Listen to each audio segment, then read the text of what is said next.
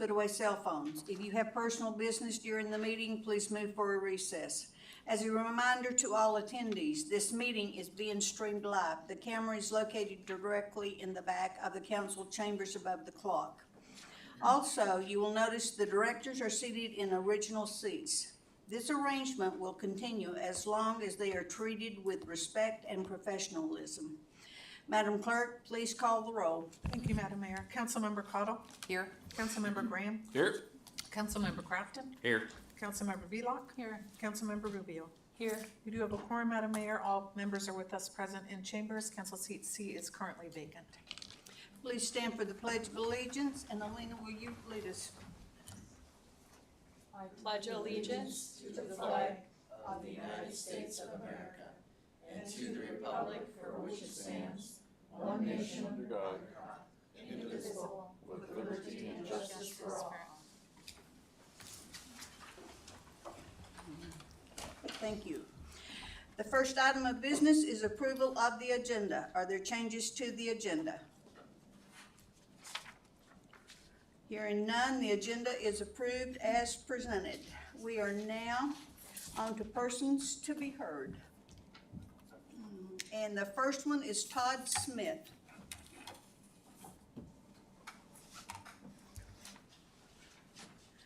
This is not a question and answer period or time for dialogue. Speakers may be referred to administration, or issues raised may be taken under advisement by the council or administration.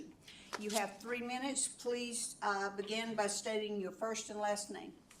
My name is Todd Smith. For the record, it's Todd-Smith.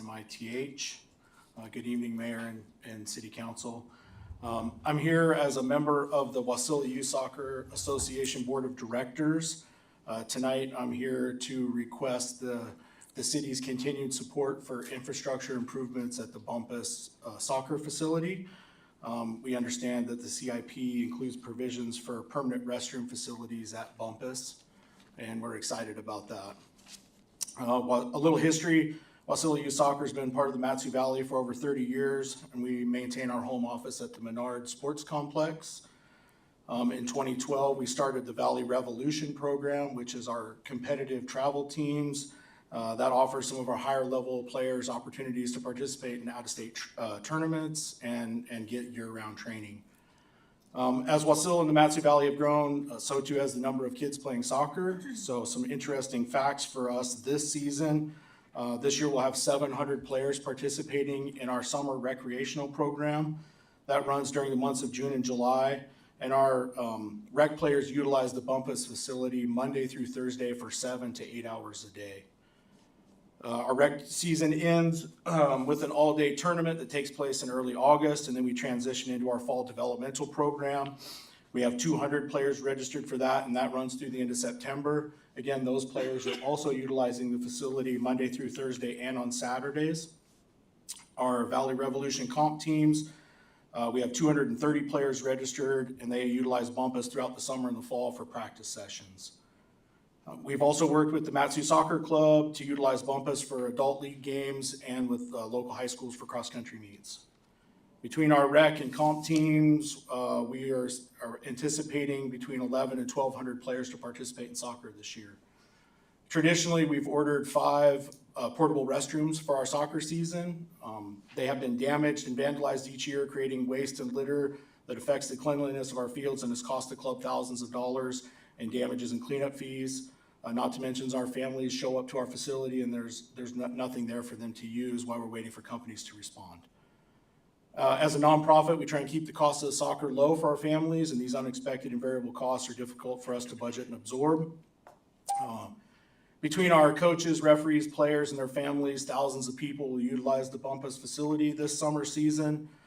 These infrastructure improvements are needed for the people already participating, will be essential for our growth. We have our board meeting here as soon as I leave for Wasilla, so I just want to end on behalf of Wasilla Youth Soccer, thanking you for your time and your consideration on this matter.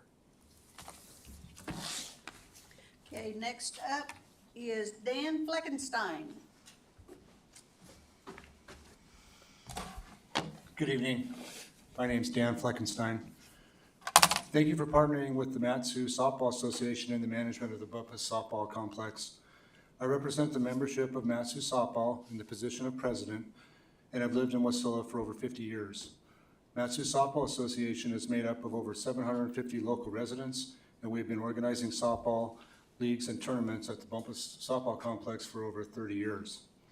In addition to our weekly softball leagues, we also host several large tournaments at the ballpark and hosting visiting teams from all around the state coming to Wasilla to play softball. At peak times, there are over 1,500 people at the ballpark, which makes it very challenging for parking and access to the park. It is not uncommon to have our parking lot completely full and cars lined up on both sides of Mystery Avenue for several blocks in each direction. Our main concern during these times is to make sure that we have open and easy access to the park in the event of an emergency or injury that requires an emergency medical response. The parking lot and access has remained essentially unchanged during the last 30+ years. And with the increased use of the park, it would be very beneficial to have improvements made for better access, expanded parking, and paving to allow more efficient use of the space and keep the access open and available for emergency medical response. The folks in Public Works have been great to work with. We have discussed this issue with them several times and offered ideas for a plan to improve the parking. Having improved access to the ballpark and paving for the parking lot would make it safer and easier for the folks that use the park. And we ask that you would please voice your support in moving forward with improvements to the parking and paving at Bumpass Softball Complex. Thank you for helping to make our ballpark safer and more functional for our local residents and visitors. Michael Gotchling. Thank you. My name is Michael Gotchling, and I want to thank you, Madam Mayor and the council, for your partnering with Matsu Softball and the management of the Bumpass Softball Complex. I represent the membership of Matsu Softball on the position of board of directors and have lived in the Wasilla area for over 10 years. Matsu Softball Association is made up of over 750 local residents, and we've been organizing softball leagues and tournaments at Bumpass since the early 1900s. We are celebrating our 41st season of softball in the valley. The ballpark exists today in roughly the same configuration as it was built for over 30 years ago. Softball has grown significantly over those 30 years. And it's a valuable activity in our community for a number of reasons.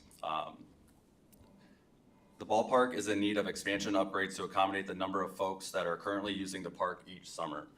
There are approximately 900 to 1,000 people that use the ballpark each week, and a lot more than that when we host tournaments and invite teams from all over the state to come play. For over 30 years, Matsu Softball has been providing portable toilets at the ballpark, and we think it would be a great asset to the park if we were permanent bathrooms installed there for folks to use during these times.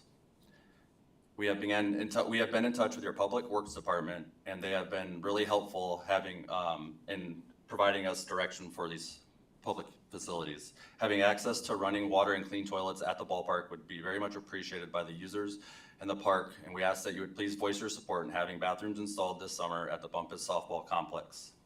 Thank you for helping to make our community safe and a healthy place for our community. Thank you. Adam? Would you begin by stating your first and last name? Yes. This is Adam Imparato. I am the Executive Director of Matsu Softball. And I am going to thank you for partnering with the Matsu management at the Bumpass Softball Fields. I represent Matsu Softball as both player, umpire, and executive director, and have been a member. I've lived in the Wasilla area for 20 years. Matsu Softball is made up of 750 local residents who have been organizing softball leagues and tournaments at Bumpass in Wasilla for many years. We are currently overbooked for league scheduling this summer, and I've already had 55 teams sign up this season. And I also had to cancel 2 today because we never informed. I want to let you know that for quite some time we've been having flooding problems and challenges with drainage during the spring at times of heavy rains. This causes interruption of our schedule and makes it where we can't play ball in Bumpass Fields. We are working with the folks at Parks and Rec for a couple of years now who have ideas to improve drainage. They have been great to work with and have come up with several ideas on how to alleviate the issue with the flooding in the ballpark. Having ballpark improvement to make more functional during times of stormy weather, which will be much appreciated to the folks who use the park, and we ask that you would please voice your support in having improvement on the drainage and grading of Bumpass softball complex. Thank you. Thank you. I will now close persons to be heard. We are now at unfinished business. Madam Clerk, please read the item by title. Thank you, Madam Mayor. This is the fiscal year 2026 departmental budget presentations and committee of the whole related to ordinance serial number 2525, providing for the adoption of the annual budget for fiscal year 2026 and appropriating funds to carry out said budget. These presentations are continued from April 15 and 16. Is there a motion to enter committee of the whole? Madam Mayor, I move we enter committee of the whole. Committee of the whole would include the city council and city staff for the purpose of discussing or looking at departmental budget presentations for next year. Is there a second? Madam Mayor, I'll second the motion. It's been moved by Councilmember Graham and seconded by Councilmember Crafton to enter the committee of the whole. Is there objection to the motion? Hearing none, we are now in committee of the whole. The time is 6:11 p.m.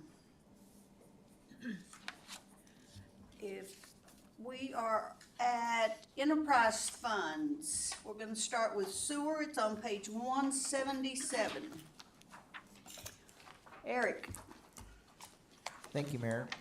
Before we jump into the accounting, I wanted to bring your attention to some new metrics that we added for the division statistics. What I've done is broken out the differences that we have in sewer lines. So we have on 175, we have division statistics. I've broken out the miles of force main sewer line that we have in the city, which is a little over 25.5 miles. And I've included the miles of gravity sewer. And that's an important distinction. There's about 2 miles worth, because management of gravity versus force main are quite a bit different. And so one of the things that needs to happen with gravity lines is to have periodic flushing. So we use a jet that's on our Vector truck. We send it up there and make sure that the lines are clean, because they'll collect solids. And then we also should be cameraing them, which is, today it's done with robotic cameras that drive up inside the pipe and look around. We have never done that. And so this is a risk that we need to alleviate. AWU does a lot of this, and so this would be an opportunity for contractor support. But 2 miles of gravity line that we've never inspected is a risk out there that I wanted to bring to council's attention to. The other thing that I've included is a count of the different types of sewer customers that we have. So we have just a standard sewer customer that is billed by their water usage. So they have a water meter. We have a ratio based on how much water they use, and that relates to how much they pay for sewer. And then we have flat rate customers, which are holdovers. I forget why we have flat rate customers. I'm looking at Cassie. Do you remember why?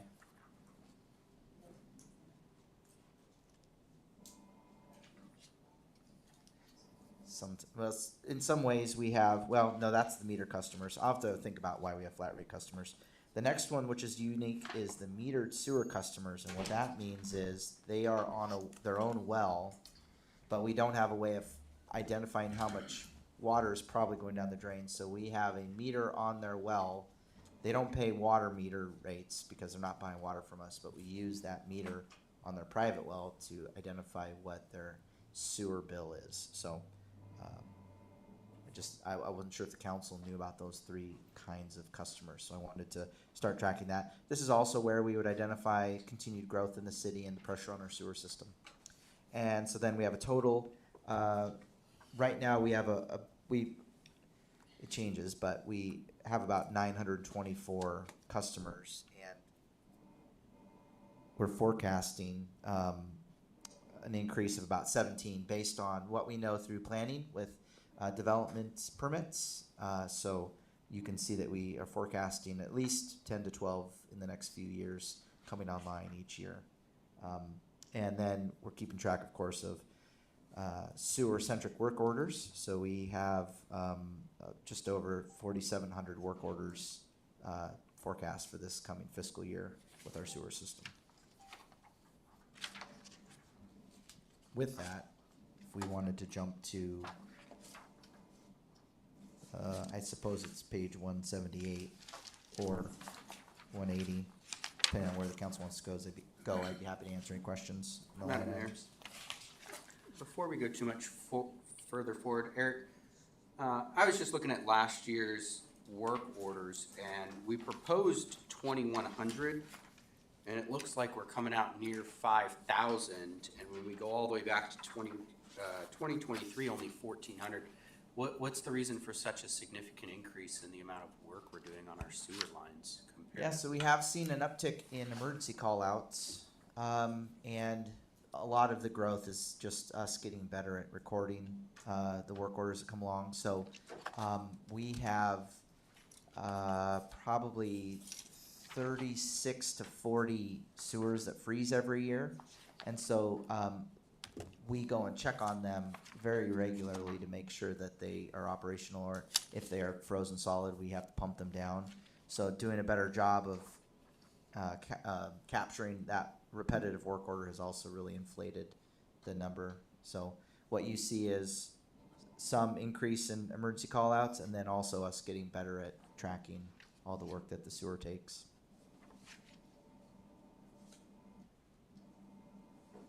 Okay, we are on page 178. Are there questions? Madam Mayor, before we get to 178, if we could look at 174, look at staffing.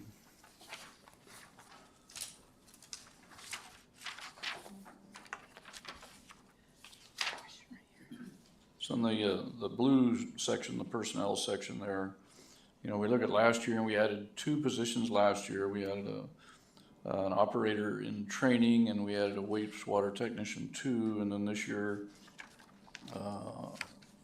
you know, you're moving somebody from a technician 2 to a technician 1.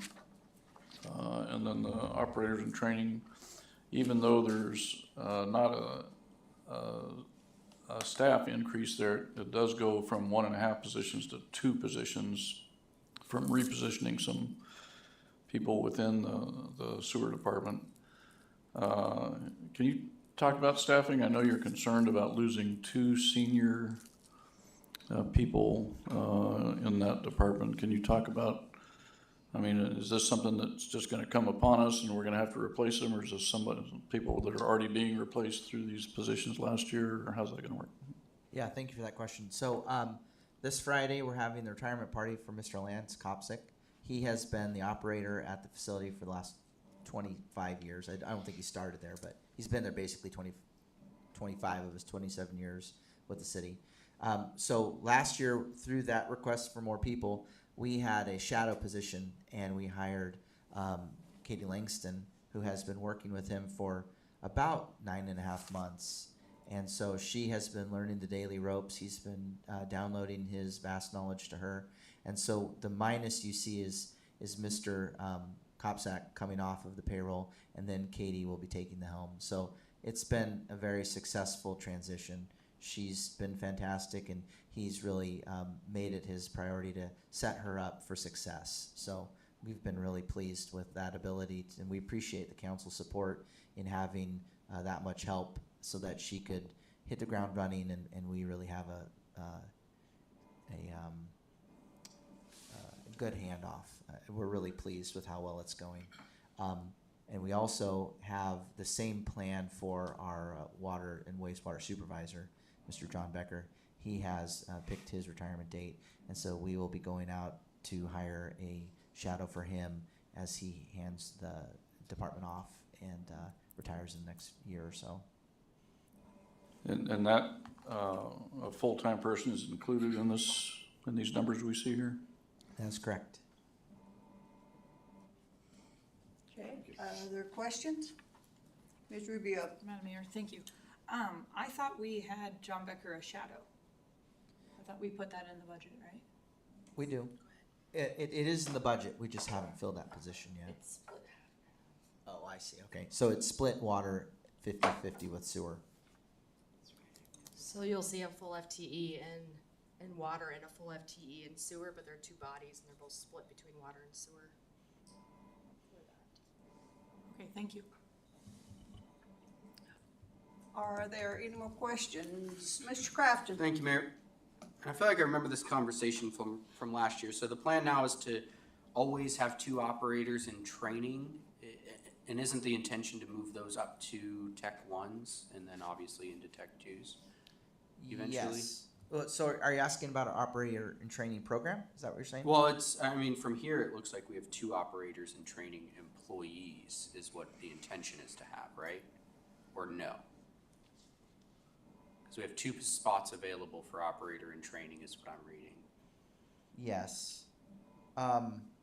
So that program is, what it relies on is they can level themselves up, if you will, once they meet those criterias. So so for instance, if we have a person that came in with the partial certification that we need to see, they can move up from a full, from the very beginning operator in training to, I forget the right term is. We just call them,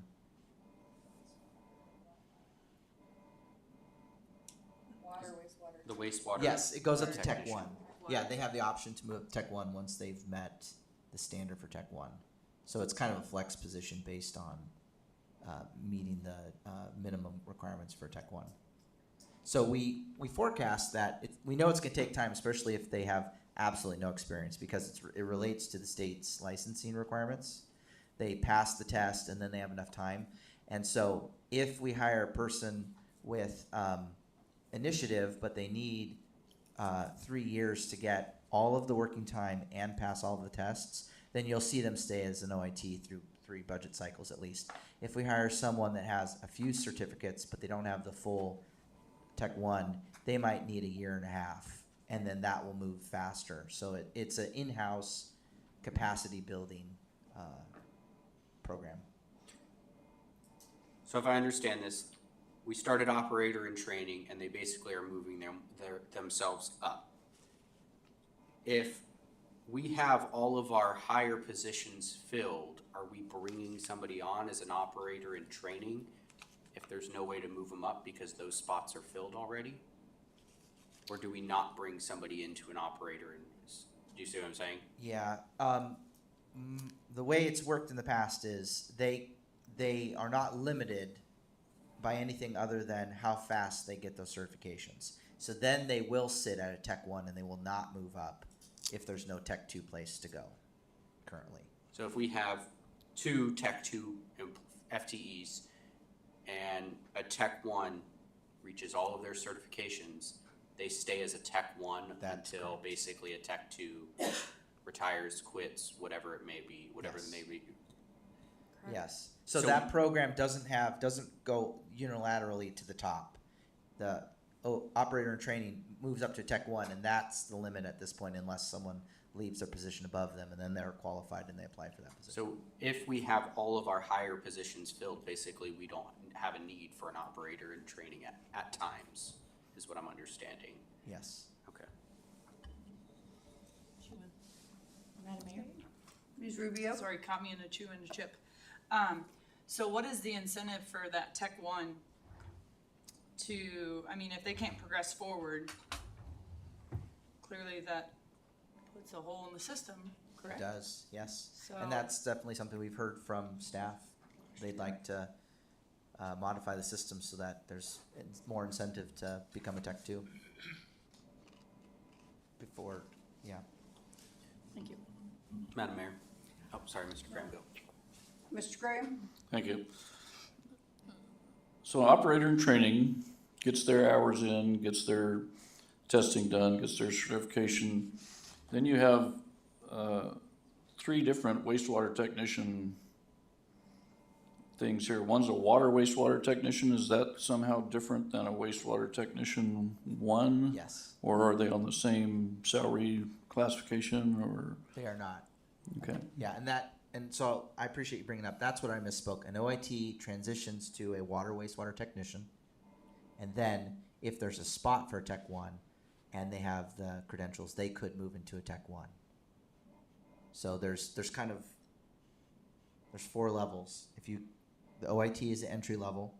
The wastewater technician is once they have all the first level certs, and then to become a Tech 1, then you have to have a certain amount of certs, and to become a Tech 2, you have to have even more certs, and that is based on the state's licensing.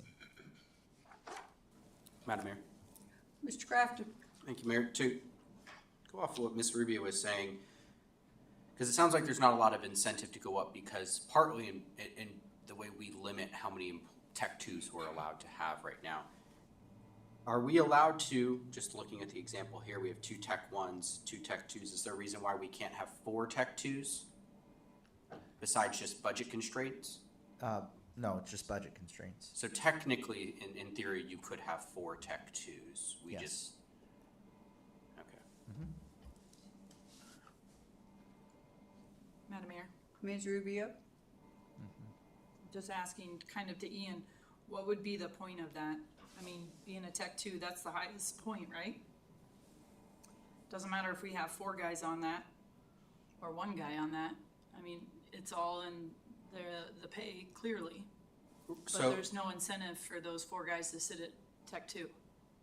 no, what I was saying is, it sounds like we have people that are limited out to Tech 1, for instance, so they can't become a Tech 2 if we already have 2 Tech 2s. So, Opening another position doesn't help it. no, because then it would, if we opened up 2 more Tech 2 positions, it would allow our 2 Tech 1s to become Tech 2s. Currently, they're capped out. Even if they went and got all of their certifications, they technically couldn't become, basically they have everything they need to be something in name, but can't become something in name and salary and everything because they're limited. Yes. No different than the clerk's office. Right. There's only 1 city clerk, Right. 1 deputy, and 1 admin. So tell Also me, based on job descriptions. Correct. So, but no, so what I was saying was that theoretically, if you opened up, I'm not saying we're doing it, I was just trying to get understanding of where we're at here, so Right. we could, that way, theoretically speaking, if that was the structure right now, we could already have the 2 Tech 2s that are replacing the 2 Tech 2s that are leaving, is kind of what I was trying to understand my grasp of, is that instead of limiting people, they have the ability to go all the way to the end, instead of saying, hey, we're gonna leave you as Tech 1, we can't give you any raises, even though you wanna go through all these certifications. Then one day it finds out hey, somebody's gonna be leaving, and then we have to scramble to get that person certified up to the level, which takes, it sounds like years. It's a literal time limitation, because it can't be like, hey, I'm just gonna work overtime and get 2 years worth of certifications. It literally takes multiple years, from what I'm understanding. Yes, so the licensing definitely has a year's component. So to sit for certain tests, you have to show the state that you have enough years under your belt. And so you could be waiting, I think, I don't have it memorized, but 1 license can take 6 years under your belt to be able to sit for that test. And so if you and another coworker start at the exact same time and they became a Tech 2, you could be a Tech 1 for multiple years unless they leave, and still be doing basically the same thing. You're assisting them, you pass the test, but now there's not a space for another Tech 2. So if keeping system competency within the city was a priority, it would make sense to have those people that are motivated, know the system, pass the test, do the time, have them be able to move up. That is something that they have expressed a desire in. One of the things I want to mention is that this is, of course, a union position as well. So there's a 302 contract involved with these positions. Yeah, and we can't, like, for the 302 union, we can't go out and open a vacancy to the general public until we have looked at our inside of our workforce before we do that also. That's another part of their agreement.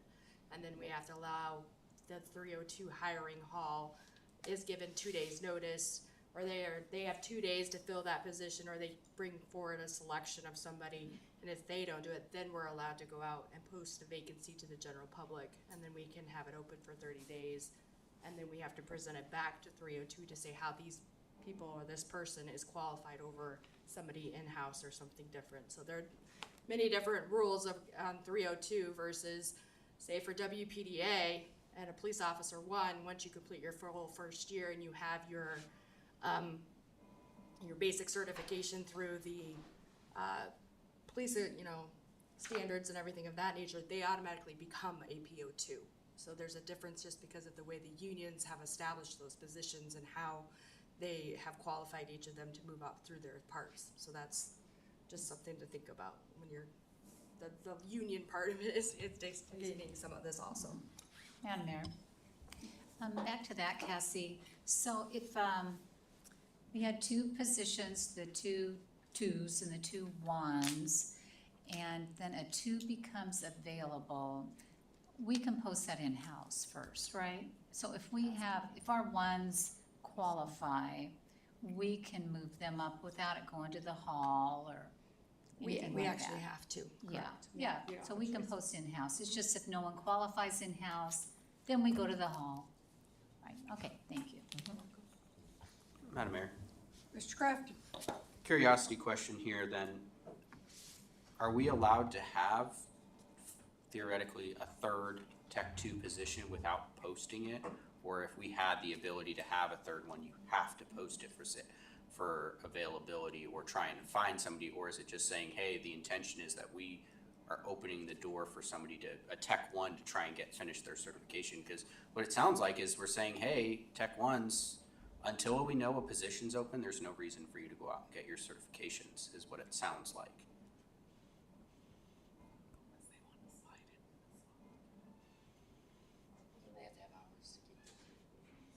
Yeah, maybe you can restate your question. So it's mostly just a curiosity here. Again, it goes back to what Ms. Rubio was saying, like, what is the incentive to become a Tech 2 if you're a Tech 1 right now and both the Tech 2 positions are filled? Yeah, there's not a short-term incentive, so you'd have to have the long-term vision that you're going to be here and you want to be ready for when the Tech 2 above you moves on for some reason. And I'm glad we're talking about this. There's a lot of pressure in the water and wastewater industry to get those licensed people. So we have and still have other firms contact, because you're licensed, so your name's in the state registry. So they get letters all the time saying, we've got a job, you should come check us out. Or they'll even stop on the side of the road and be like, hey, you should come work for us. Look how nice my work truck is. So they're actively recruiting because it's a small pool. So there's a lot of pressure, and we've had a lot of turnover. Yeah, my uncle works at AWU. He has all these certifications, and I tried to get him to come when we had the opening, but Yeah, and he didn't want to. well, no, because AWU is a great example. So when you're licensed at AWU, you are in a control room. You are watching dials. You are working on SCADA. They have mechanics to fix the pumps. They have electricians to fix the controls. You don't go out and do the middle of the night pumping as a Tech 2. You don't climb down in the manhole. That is entry level. You stay clean as a highly licensed Tech 2. And so that's the difference with our system is our Tech 2 knows everything about the whole system, and he's in the manhole 4 or 5 times a day. He does his rounds like everyone else. So we're very fortunate to have the team that we have. They could be doing a lot less physically involved things. They could be in a nice warm control room. They got their license, and that's how big municipalities work. Final question, Madam Mayor, on this section for me. So if we did open up a third position, technically the only thing is pay. Besides the certifications aspect, it's really just a pay thing. Correct. Whereas somebody could get all the certifications, be ready to move up as a Tech 1, but technically we can't increase their pay any further. Yes. All they would get is a general yearly CIP increase, right? If they Yes. step themselves out. There is one caveat. There is a small stipend or a bonus for being licensed above. It's an advanced certification. What we're hearing from staff is that has shrunk at the rate of inflation, right? So it isn't an incentive Not anymore. anymore. Yeah. Gotcha. Thank you. Madam Mayor. Yes. Okay, so when it's asked if we would open up like 3, but I would say the city probably only needs 2 and needs 2 1s, it needs 2 2s, so it would not be beneficial to the city, say, to have 3 2s and 1 1. I would say because of the physical nature of the work that the twos do, that the load is shared between twos and ones. But I guess I have a desire, if we were talking about kind of fundamentally changing the structure, I have a desire to see where the top licenses, because there's 2 in water and there's 2 in sewer. So in water, there's production and then distribution. And then in sewer, there's collections and treatment. And so there's, if we do some quick math, in each of those 4, there's 4 levels of licenses. And to get to a level 4 takes a really long time. It's like 12 years to get to a level 4. And right now, all those level 4s live with the supervisor. And what I would like to see is where the licensing that our system needs lives with the top tech in each side. So the top sewer tech has the licenses in collection and distribution, and the top water tech has the licenses in production and distribution, because they are focusing on that daily thing. And to find one person that has all 4 licenses that we need is extremely difficult. And the more I've talked to the community, the only real way to do that is the military kind of controls where they get their licensing, because they move people around so much. And the kind of the natural, other than being forced to move every so many years and getting a new work duty, there are very, very, very few operators that get all 4 licenses. And they usually fall along the lines of, I'm in the water side, so I'll get my 2 licenses in sewer, or I'm on the water side and I'll get my 2 licenses in water. So that means that shadow position that we're going to fill is going to be massively hard to find. And so I love the idea of making it where there's a range where people with ingenuity and drive stay on top of it and go with the program and get their time in and take their tasks and are ready. And then also knowing that a person who is licensed in all 4 ways that we need them, and an amazing supervisor, and can manage so many people, that's really difficult. It's a unicorn, as Cassie put it.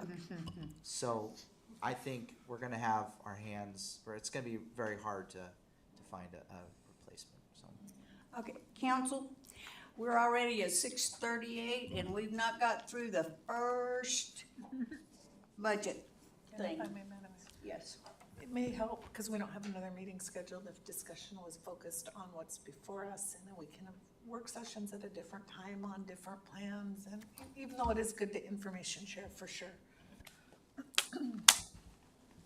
Mr. Graham? Madam Mayor, so moving off of personnel, but staying in the pre-specifics of the budget, when I look at the net position of the sewer fund over the last several years, the last 2 years in particular, the net position, for 25 has changed by about $2.5 million, and proposed net position for 26 changes almost 1.2 million. But even though we have operating losses of $400,000 and $800,000, so how is it that our net position is growing so rapidly, but our operating losses are also growing rapidly? Because the way that the statement of net position works, if you'll look on column in the FY25 amended budget, we received that $5.8 million EPA grant for the water sewer treatment plant, and that is considered revenue that we have to allocate into the statement of net position, which is why it's swinging to that direction, because we've added $5.8 million worth of revenue in. Which stretches across a couple of years through that grant, correct? Actually, it's currently projected to be completed by November of 2026, I believe, or 25. We're asking for an extension currently, but right now it has a performance But period. that would be a 2026, FY 2026. Correct. Good, thank you. Yep. Okay, Madam Mayor, real quick if I can. yes. Quick question, why are we asking for an extension on that? It took so long to get the grant, they had the clock running on us, and so, we need that time back so that we can get the construction done that the grant's paying for. It took a The- really long time for EPA to approve it. Yeah, the EPA backdated it to when we actually put the application in, but they didn't, we put the application in back in FY24's budget in, I think it was October of 23, if I remember correctly, and it just got approved in January of 25 is when it actually came to council. And they backdated it all the way to back then to October 1st of 2023, even though we didn't have access to the award money during that time. Which is why we're asking for the extension for it, because of that. Right, Madam Mayor, is it possible to get it done in that, I would assume? With the extension, yes. With only, we have to have the extension and Yeah. get that soaked. Yeah. What happens if we don't get the extension? I don't think that's likely. They wanted to show progress because they have to spend the money, but we can show that their process was slowed down by, there's a bunch of paperwork that wasn't part of the original, because it's from a congressional directed spending. And so they said, here, you get this. And then they said, oh, but here's all this documentation that you have to have. And, oh, please change this. And so we were answering all their questions. They just took a long time to respond to us. Yeah, and it's actually also has, it's kind of in a very particular area of civil rights and DEI and things of that nature that is currently going on with the current administration. So for the last 3 months, we've been trying to figure out if this grant is part of that executive order that was coming down through of how the grants, they've kind of basically stopped allowing us for reimbursement. This grant has not been slated on that because based upon the information that I keep receiving from EPA is that this grant has been this way for many, many, many years. And so they have said that because it wasn't something implemented in the prior administration prior to that they would continue on with what they were doing. It's basically equal civil rights for, excuse me, for members of the community to receive water and sewer treatment equitably among them, no matter what their economic status is. Is what it comes down to at the end of the day, so. Gotcha, thank you. You're welcome. Is there any other questions on page 177?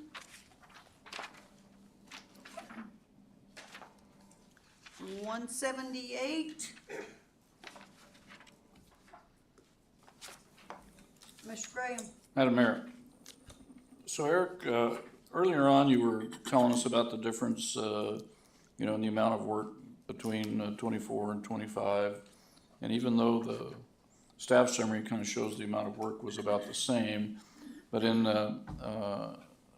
25, the salaries went up about 53%. But we added 2 FTEs, so that makes perfect sense. This year, we're actually reducing by a little bit, but salaries are up 25.3% and overtime is up 34%. In the back of my little pea brain here, those numbers aren't jiving with the staff summary as far as, unless we have a whole bunch of people that are getting promoted, which I think we just had a huge discussion about. Nobody's getting promoted, they're just getting the regular step increases and cost of living increases. Can you talk to that a little bit? I think I've deferred to Cassie.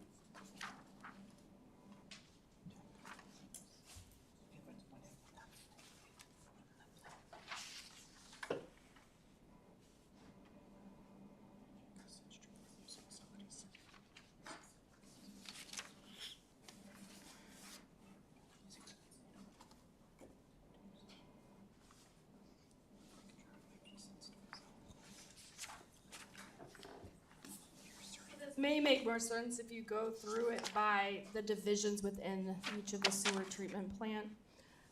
It's a cumulative effect of, so the general administration, if you look at there, it's currently a 20.1% increase on that, which is the other FTE, the shadow position that we added to the budget last year, along with that 15% increase that happened. So that has compounded itself into the 20% that's on here, because when we built the budget Last year, that was not part of that. If you look at customer accounting, that's the 8.4, which is your normal CPI, that number I gave you earlier, because the person in there has stayed the same. The treatment operations and the maintenance, this is where we are removing a higher position of the wastewater tech 1, which is our wastewater tech 2, which is Lance's position, and we're bringing in a wastewater tech 1 that is just a lower position, but they are also receiving their 3.5% wage increase.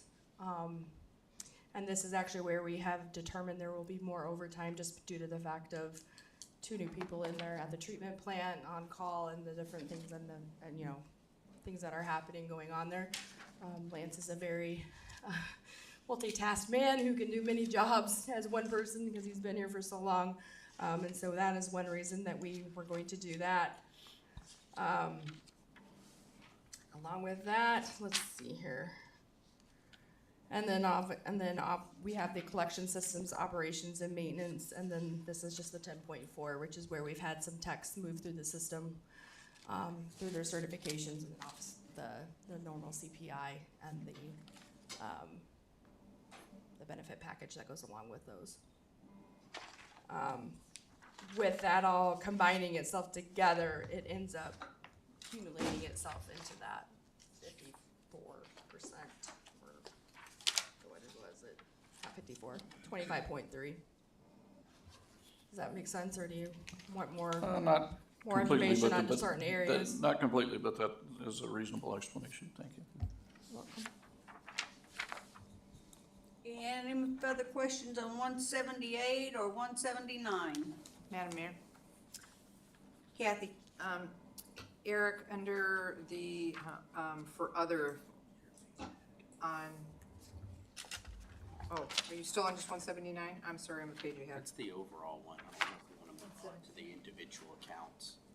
Might be easier if we go to 180. That's what I'm saying. 180. You're right. 180, I know. okay. Visions All will right. make life easier on, I think, every one of us. Okay, then we're moving on to page 180, sorry. I'm sorry about that. So under other, we're up 550%. My question is, the explanations on page 181, the State of Alaska DEC permit, the effluent discharge permit, how often do we have to get that? Yearly. At $10,000? Yep. Okay, so why are we up 550% over the year before? I mean, that's a huge jump for more than just a permit. It is. So the DEC changed the way they were billing us, and so we were surprised by that increase as well. So my understanding was it came in last year at 7,200, and they've increased it to 10,000. And then I think it arrives actually. It wasn't budgeted, so it was paid out of funds, but it's in the budget now, so that's why you see it, so that we can track that permit. Okay, so it was not in the budget last year? Correct. All right, thank you. Okay, any Madam more Mayor? questions? So on the rentals, looking at the copier rental goes from $1,000 a year to $3,000 a year. I thought we were getting into a paperless society here. What the heck's going on? Yeah, so we definitely are paying more for the renewal of the copier rental. We have to hang hangers, so we have when we have documents that we leave on doors for users to know that we've been there, and so that copier is shared between water and wastewater. And they also, we moved the utility supervisor down to the wastewater treatment plant. It used to be up here in City Hall, and they did not have a copier down there so we have leased another one from VBM, who's our current contract, and that's what this cost is for. And the cost of the copier for Public Works Administration, I think he was actually using planning, if I remember correctly. It actually has gone down significantly since then also, so there's should be a reduction on that side. Madam Mayor. Mr. Crafton? Thank you, Mayor. Jumping down to kind of travel and staff development. They kind of generally go hand in hand when we talk about them. Now, I'm always for more staff development here, but as we've been talking about, we have some people that seem a little bit, I'm not saying they are stagnant, but just some stagnation and going upwards. So I know some of this, if I recall from past conversations, is like, hey, we just kind of know this stuff comes up. But what are we doing if, because I mean, it's a pretty significant amount that we've got in development here. Are we certifying these people, getting them certifications to try and get them move up, and then are they moving up, or are they joining us and we're kind of stuck footing the bill, certifying people to go somewhere else? Yeah, so we do make training a cornerstone. So when we know that they have another certification that they need, we help them with that. Are we certifying people that then move on? That is a risk too. That's where my job is cut out, to make sure we have the culture that they feel supported and want to stay. One of the things that is offered Just keep talking, we can hear you. is that it'll come back on. Yeah. There are other, so we had our water operator go down to Homer for some training, and previously it'd been, if it wasn't in Anchorage, you don't go, and I think she found that was a very interesting training, and it's that coordination with other Alaska operators that know the specifics of what we deal with. So we're trying to make it so that they feel that they have the opportunity to improve themselves, and then we see that value in our team. If I could continue, I got another question, different category, Mayor. Okay. Jumping down to general supplies here. Last year, under, where'd it go here? General supplies, we didn't have anything for lab operational supply. I mean, it's a pretty significant jump in some of the categories here. Could you talk through some of those? Yeah, absolutely. So the wastewater treatment plant is a biological place. It's very active. And so the new technician is very interested in knowing the exact time that a process needs to happen by looking at different quantities, if it's animals or if it's different testing equipment. So we're kind of having a renaissance of the equipment that we have in that facility so that we can be as efficient with timeline at that facility. So we've been adding some testing equipment and there's supplies that go along with that so that we can do a better job of knowing if a process is ready to be done or if it needs more time. And that's in an effort to be more efficient and get it. Mostly is on the sludge management side, but we're trying everything we can to squeeze out capacity within that, and maybe we don't need to rely on a 20-day cycle. If we can get a 17 or 15 and a half day cycle, that just means that we can service more customers. So we're getting more effective with knowing where we are in that process with these lab equipment, and then we're doing the reporting for it too to the state. So is the lab operational supplies new? Because it looks like we haven't even been spending what's been in there previously. Yeah, so they go hand in hand with having newer technology and then having the resources to keep those tests up. So she's been doing a lot of not new to this to the scientific side of it, but new to us testing. Madam Mayor. Ms. Rubio? So Eric, just looking at, going back, sorry, to services, staff development, one thing CPR, I'm all for, look at the line, it's $500, you know what I mean, for your department. At the same point, a CDL is something you come with. It's not something that any other job, private sector, I would assume almost any job out there, you come with that. That's like, I want to be a realtor. I can't just be hired to be a realtor. I have to go get my license for that to be a realtor to then go to work for somebody or work for myself. Same with a CDL. If I want to be a subcontractor of a trucking company, I don't go to that company and go, hey, I want to work for you. Get me certified. Because the risk of us paying $8,000 for CDL drivers, and that's, correct me if I'm wrong, CDLs are good for how long? Well, they keep up their licensing. It's the rest of their lives. Well, they have to pass the test and health certificates, so we're paying for all of that? Well, we have the monies, this is for the, operator training, but this is to train people that aren't going to be, an operator in training is usually paid less than a septic truck pumper, and they have their CDL, so this is that workforce building option. So when do we start paying for CDLs? That's a question I have. We could start paying, well, so when did we start? When do we start paying for this? This has to be a newer development Yeah, program. it's the last- This is not, Last 3 years, I think. yeah. There last year.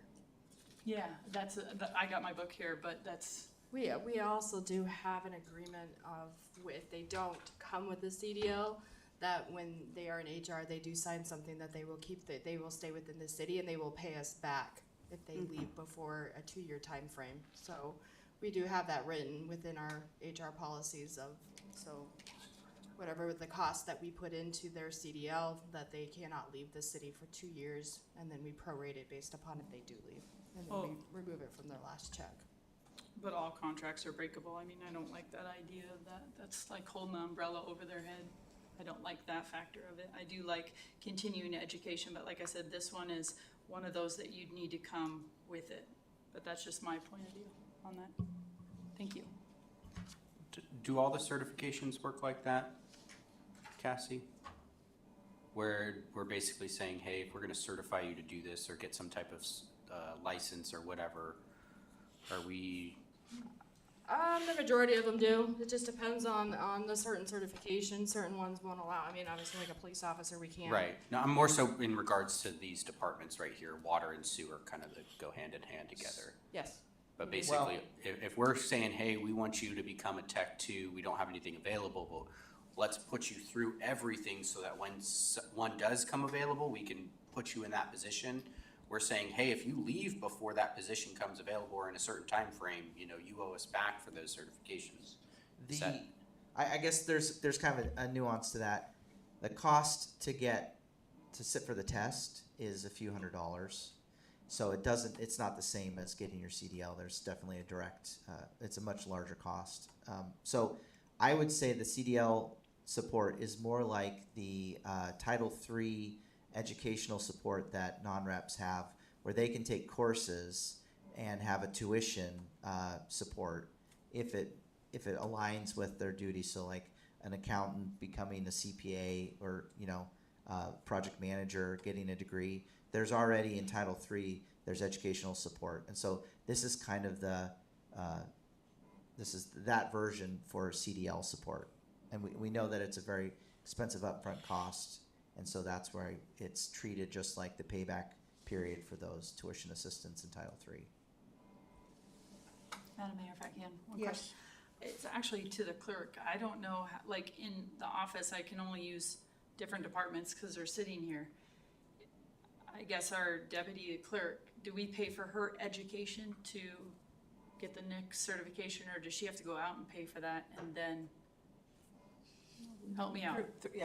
Through the chair. So for our designations, our master municipal clerk and our certified municipal clerk, the city pays for those. So as part of our continuing education program, when we go to the Alaska Association of, even though it's called a conference, it's actually continuing education, there's points. And so when we go down to the Northwest Clerks Institute down at the University of Puget Sound, or to the International Institute of Municipal Clerks, that's all a place-based system. And so it's combination, it's education, but it's also experience when you apply.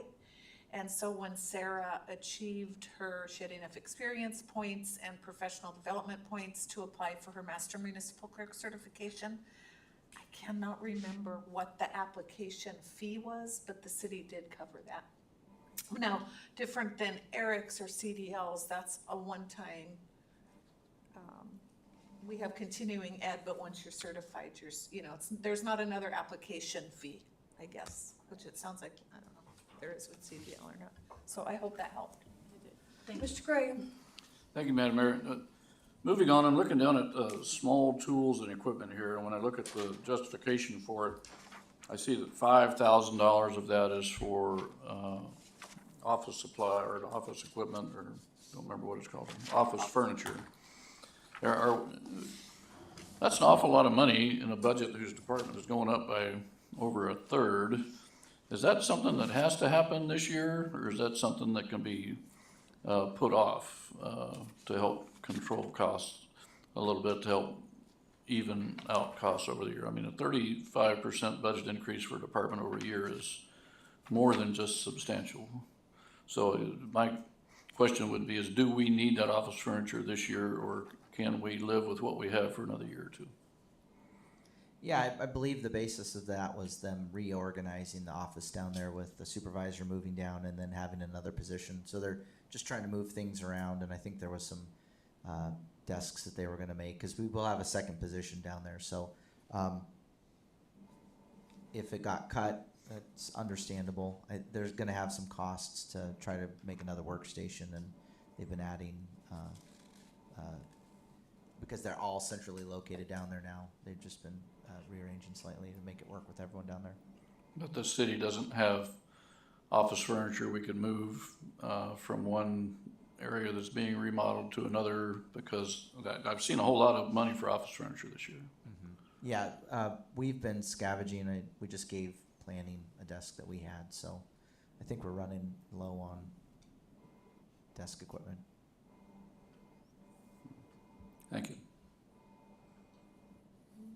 Okay, any other questions? Okay, we are moving on to page 182, which is sewer general administration. 184. 184, excuse me. Can't read tonight. Madam Mayor. Yes.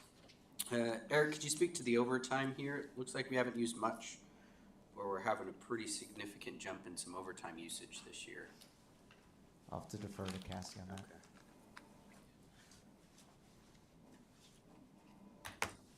This has to do with the fact that this is our utility billing clerk that's actually a finance staff member who's just paid out of the water and sewer fund.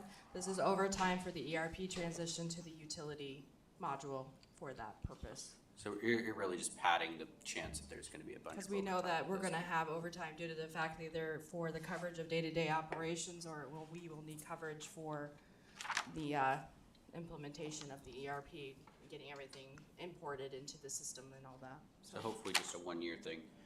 Another question, if I could, Madam Mayor. Jumping down to communications postage, $6,500 this year, and if I recall last year, my notes are correctly, $3,900 in postage last year. Is this just the literal cost of stuff? Are we mailing more? What's going on here? This has to do with the current mailings out for all of our utility bills, but it also has to deal with mailing out backflow prevention letters, and then also it has to do with the fact of the wastewater treatment plant, public meetings, something. But I mean, those are what I know of. Well, and if you look at actuals for 24, the actuals were 6,300, so the increase is Warranted. The bills that we send are on a special paper, and so they've been going up in cost. Yeah. Is there a reason why we haven't incentivized people to move to an electronic version of billing? Or will the new system allow us to do that? The new system will allow us to do that. Unfortunately, also, we have it set up in, I believe it's even in code that they can receive a electronic bill, but also a paper bill. And we offer them an and or on that. So we do have about 50 to 60 customers that receive a electronic bill and a paper bill because our code allows for it currently. But there's no incentive for the customer to try and not. move to electronic. Because I worked in GCI where that's what they did. They said, hey, like we'll discount you $2 if you move to a electronic bill over your. So there's a code situation that we might want to There's look a at. code situation, and we weren't planning on changing it until we moved to the new system to see what it had for that kind of setup for us to do that. There will be a portal, kind of similar to what we have now, but it will be a bigger portal for all of our sales tax and everything. So once that's set up, we can manage that a little bit. Perfect. Thank you. Other questions on page 184?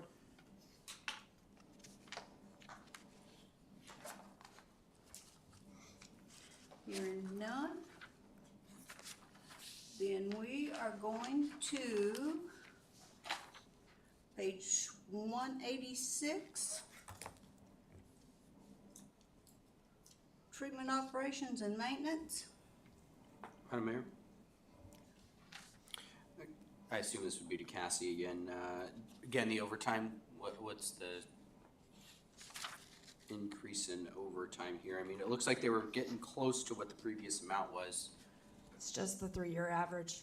It's the 3-year average for the last 3 years is what we took. It's a trend off of that, is all we do when we build the overtime. So we take 2022, 23, and 24's average, and we average that out, and that's what becomes the current year, or for the proposed budget.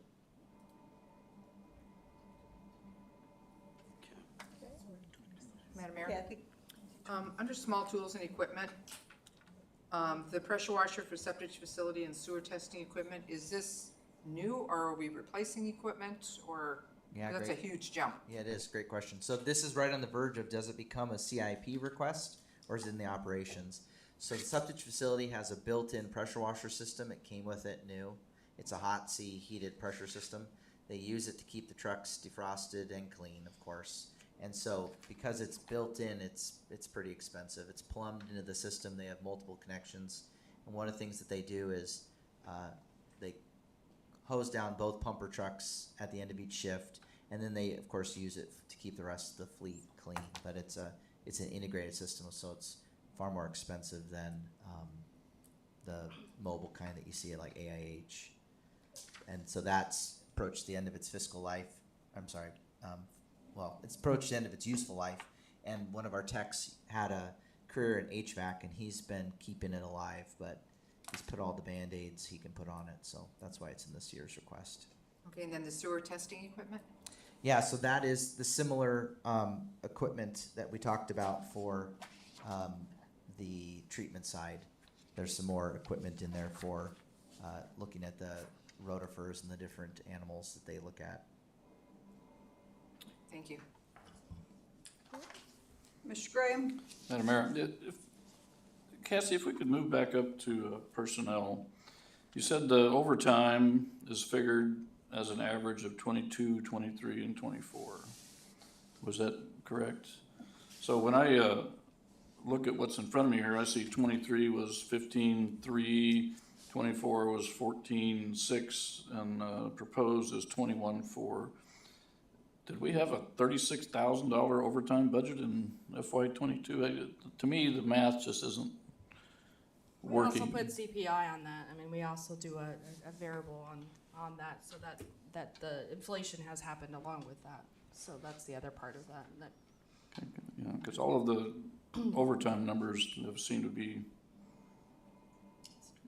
a little bit out of line, but if you say it works, it works. And then for Eric, you know, when you look at the regular wages, they're up 54.3%. I mean, we're losing a person who was a shadow, turning them into a full-time person, and then we're gaining a shadow. So we're really not gaining anybody that we didn't have this year, is the way that I'm reading this. Why are we at 55% almost?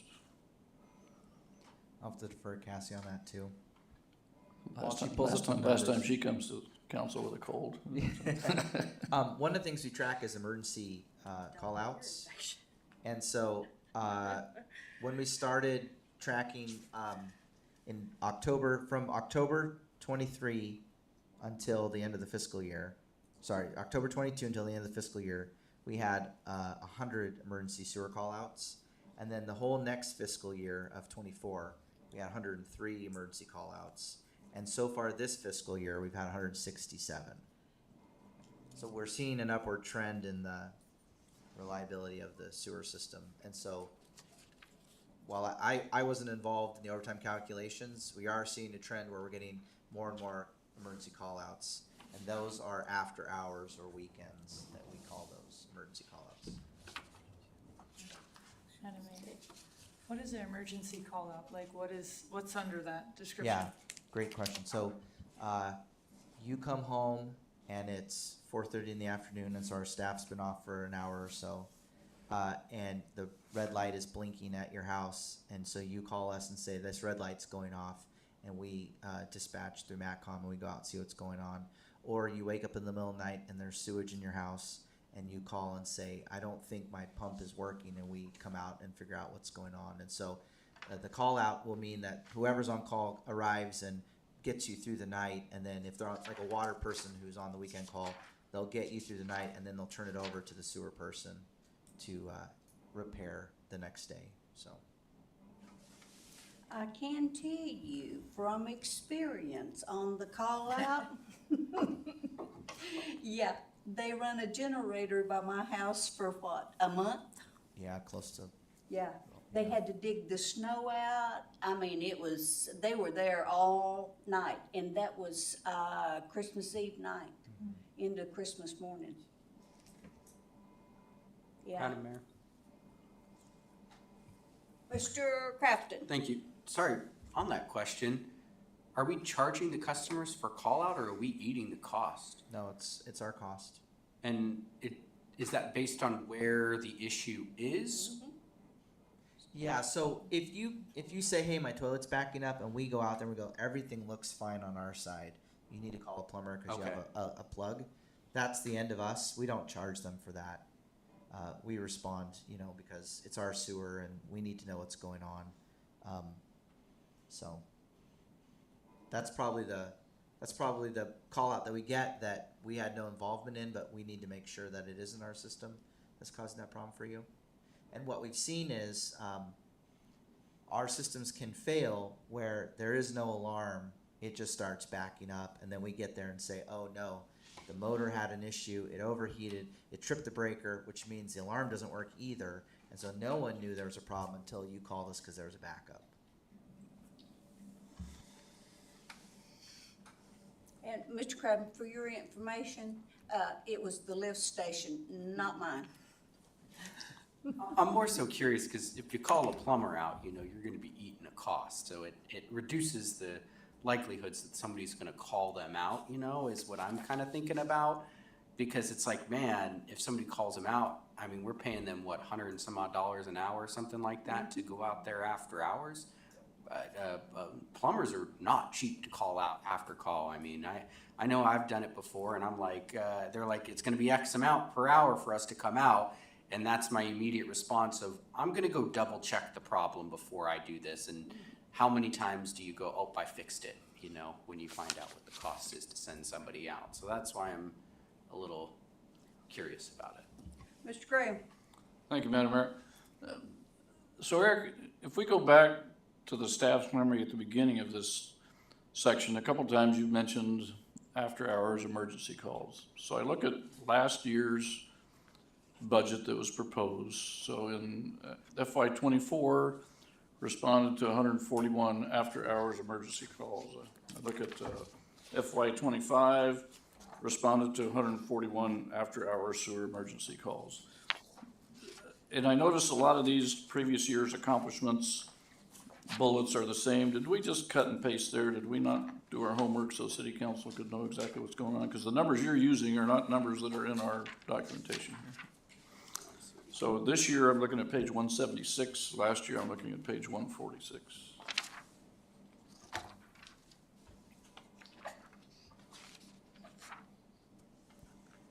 What was the overlap that you're pointing to? Previous year accomplishments. And I don't have last year's in front of me. What were the comparisons you were making? Well, in the budget that's proposed, is that what you're talking about? Yeah. The budget that's proposed, previous year's accomplishment, respond to 25 frozen sewers and pumped 347 times. We look at the year before that, which you don't have in front of you also, but it says responded to 41 frozen sewers, pumped 408 times, pumped 550 septic tanks. The year previous, pumped 550 septic tanks, responded to 141 after-hour emergency calls. The year prior was responded to 141 after-hour emergency calls, addressed more than 900 sewer locates and construction for construction and repair. That's in this proposed, and then the last year, it's the exact same bullet. So did we overlook something, or where are your numbers coming from? Because they're not matching what you've given us. Yeah, I understand. I think I was in the middle of an edit. I made it through the frozen sewers, and then I forgot to go back and update those. So those last three numbers that you read, those aren't accurate. We're working with the file last year and updating it for the same metrics, so I messed up and didn't have. And do you have those numbers so I can write it in the book here, or is that something we'd have to get later? I can pull it up. I don't have it at my fingerships at the moment. Okay, yeah. So Yeah, I can update some for point you. before the next meeting, that would Yeah. be handy, thank you. For sure. I'd appreciate those too, thank you. I'm jumping on the bandwagon too, but I do have another question off of that. We purchased 31 septic tanks for replacements. How many did we replace last year? I don't know that off the top of my head. I can look that up. Can you add that to it? Yeah. Thank you. Mr. Graham? Sorry, I'm not smart enough to turn off the light. Okay, any more questions on page 186?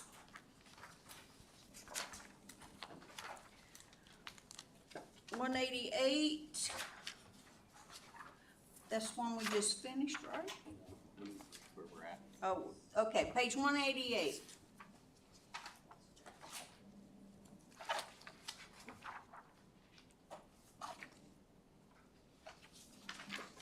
Any questions?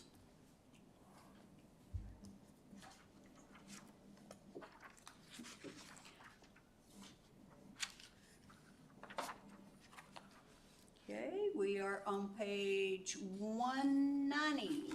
Madam Mayor, can we take a 5-minute recess before we jump into a new one? Okay, Recess? Yeah. what? 5-minute recess. No. Hold it. We'll have a 5-minute recess. Back on the record at 7:21. You hold that. Get a You diaper. just What's hold wrong that. with you? I try for an hour and a half. It's Pens. He's the youngest one at the table. This is the sewer budget. Get him some pens. No, I'm sitting next to him. This is true. This is true.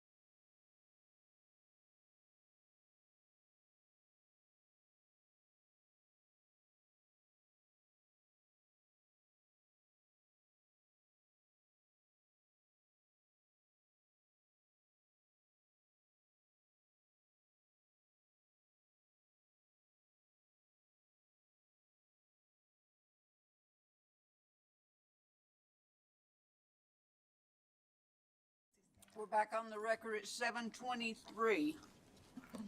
Okay, page 188. Any questions?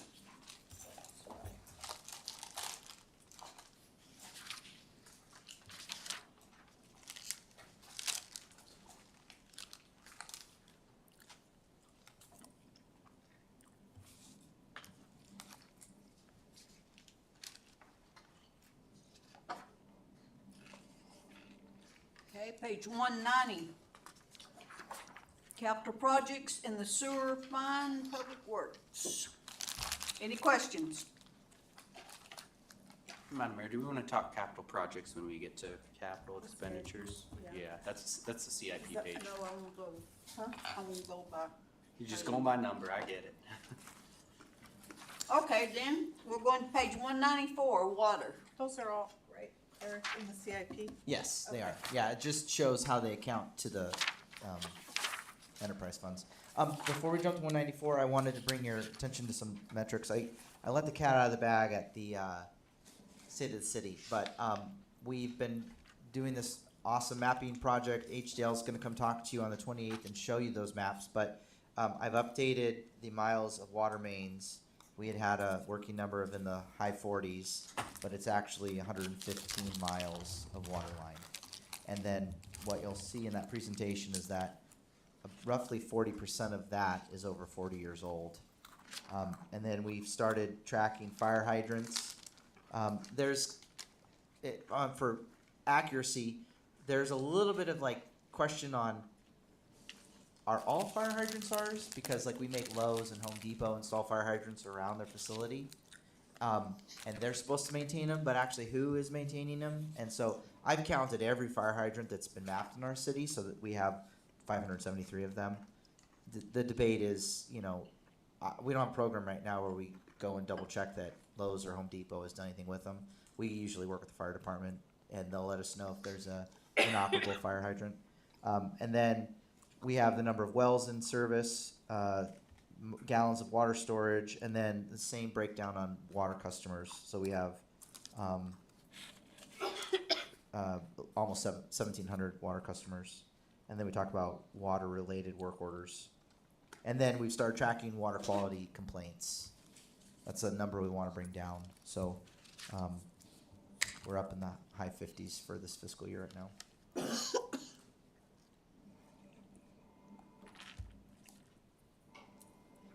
Okay. We are on page 195.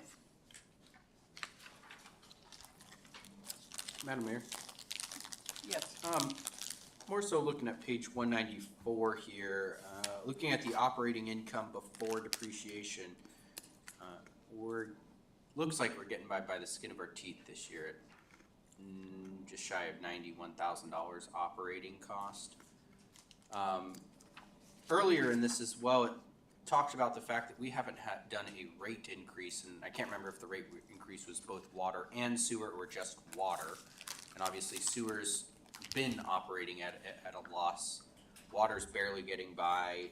I mean, do you mind speaking to the reason why we haven't done a rate increase at all or done anything to adjust the rates of water to try and help keep up? Because I mean, these funds should be mostly paying for themselves and hopefully being able to pay for their own capital expenditures. But the way these two funds have been operating is basically paying for themselves and then us moving money out of general to pay for CapEx. So, do you mind speaking to where we're at with that?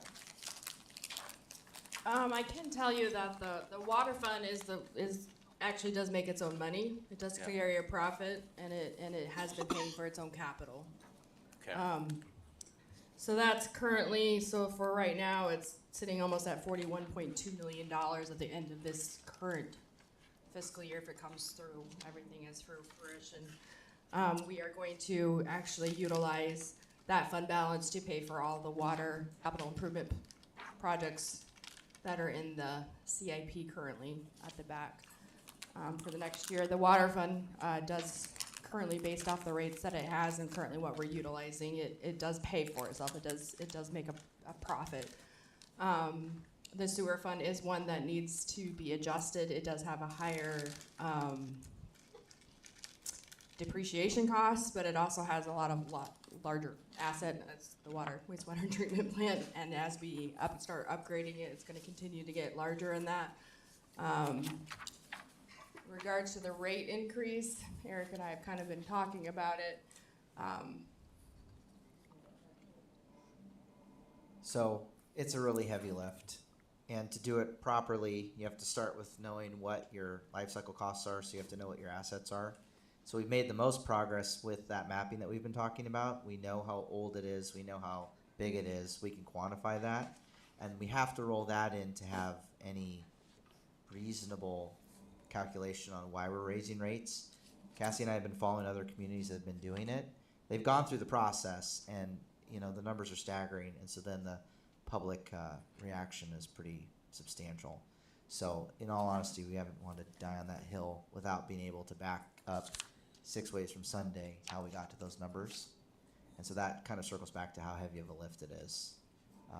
So there's kind of two schools of thought. Do we just pick a number and say we need to raise rates, so we chose that number? That's really hard to defend.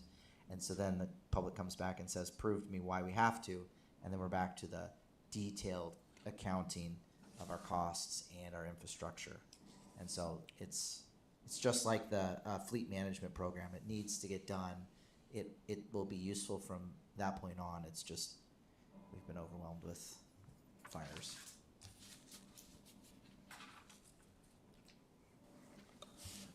Mr. Green? And Madam Mayor, just to address Mr. Crafting, it's been over 10 years since we did a water rate increase, and that's done, at the request of Public Works, and then the city council decides that. But the last time we did a water rate increase was the year before I came on the council here. And it was probably 5 or 6 meetings. And if you thought we had a lot of people here to talk about legalizing marijuana, you talk about jacking their rates up. And we ended up doing a 5-year rate increase schedule. And then by the end of the 4th year, we'd gotten to the place where we wanted to be. So the 5th year was suspended. So it was a very heavy lift, because I remember sitting out there and learning way too much about water systems. So, but the sewer system needs the same attention. You're right. Thanks for the background on that. I mean, reading in it, you could tell it was quite a bit on it. I was just curious where our administrations looked at it and what their thoughts were. So thanks for sharing. Okay, any questions on page 195?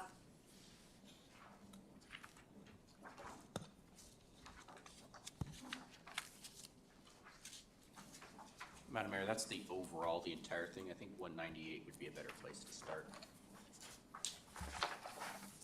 I'm getting there. General Administration, Water Fund, page 198. Madam Mayor. Yes. Thank you. Maybe this might actually go to Cassie on this one. Accounting and auditing, we're seeing a $5,800, which is 149% increase here. I'm trying to see what we spent last year. We spent $3,900. This year we're looking at spending $9,700. Sorry, it's the only item in the account. So could you speak to that, please? Yeah, so the enterprise funds do get, they do have to account for their own auditing services. Depending upon the grants that they receive, they may end up with a single and a state single audit, and that's the reason behind both the water and the sewer going up. Because they both will be, well, normally we do a federal single audit, which the sewer will have. We also are, going out to RFP. Actually Friday of this week, we will be releasing our RFP for audit services. And so currently right now, we just estimated a 5% increase over last year's. Lately, for the last quite a few years, we have not had a state single audit. We will be having a state single audit this year due to the fact of the amount of state grants that we've received through the state legislature, through the designated legislative funds, and then also because of the airport, because of the $5 million runway extension grant, as we have almost fully expended that out for the current year. So that's the reason for the increase, is because it will end up, because of the water interconnect, we will have 2 single audits in the water fund next year. because of the expenses off of that, those grant funds that we are currently going to be receiving and expending. Thank you. Another question, if I could, Mayor. Yes. Moving on to another section here, purchased property repair and maintenance. I think looking back here, we usually had just vehicles, and then it would kind of list out through the different repairs and maintenance. So just as an example, last year, specifically light-duty vehicles, spending $14,000. This year, we're spending $20,000 in light-duty, but then we're also adding a heavy-duty vehicle at $7,000.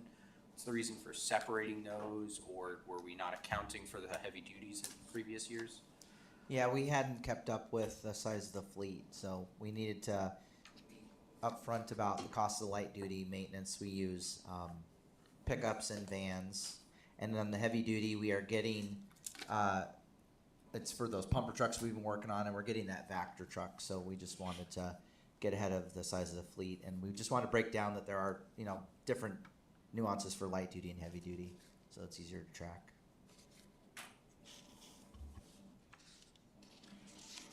Any other questions?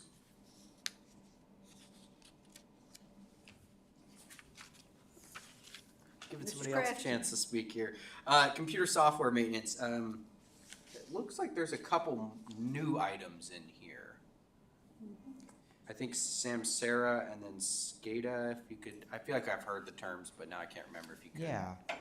So Samsara are our there's two ways we use Samsara. It's the security cameras that we have at all the water facilities. We've added cameras, and so there's more licenses involved with that. And then we also have a Samsara account for the Spruce Water Tower. That's how we know what it's doing remotely. And then the SCADA software as a service is an update to that. So what we need to be able to do is see the state of the rest of the facilities like East Usitna, Bumpass, all the rest of the wells.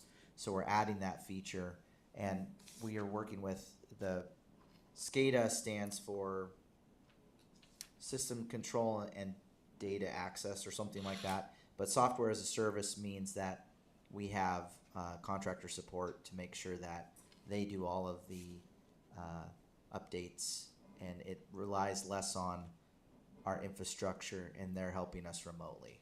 So we just want to be specific that we're not trying to build a huge server farm here to manage that. We're outsourcing that to a contractor.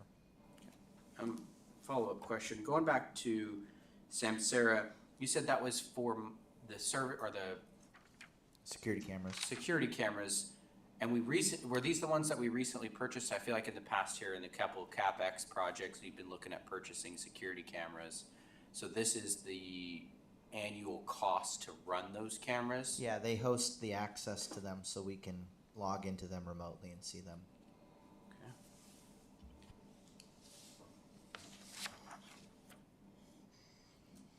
Any other questions?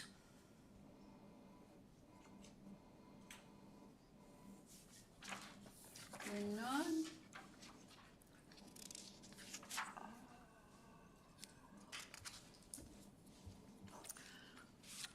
Okay. We are at page 202.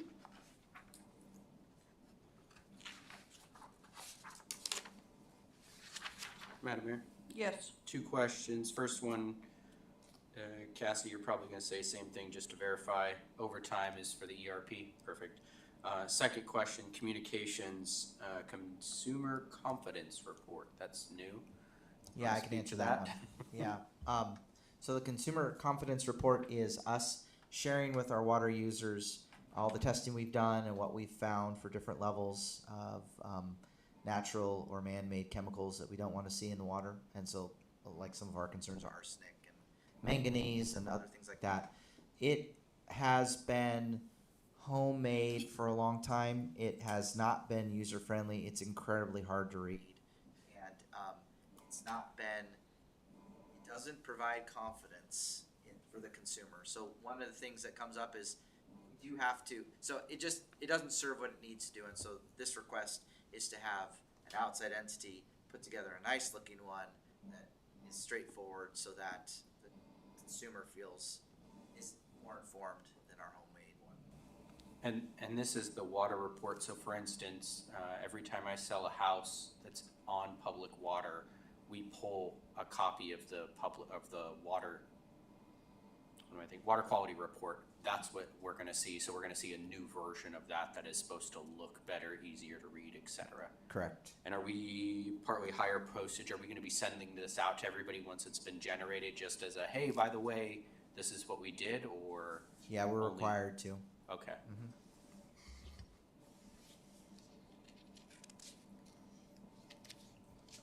Any other questions?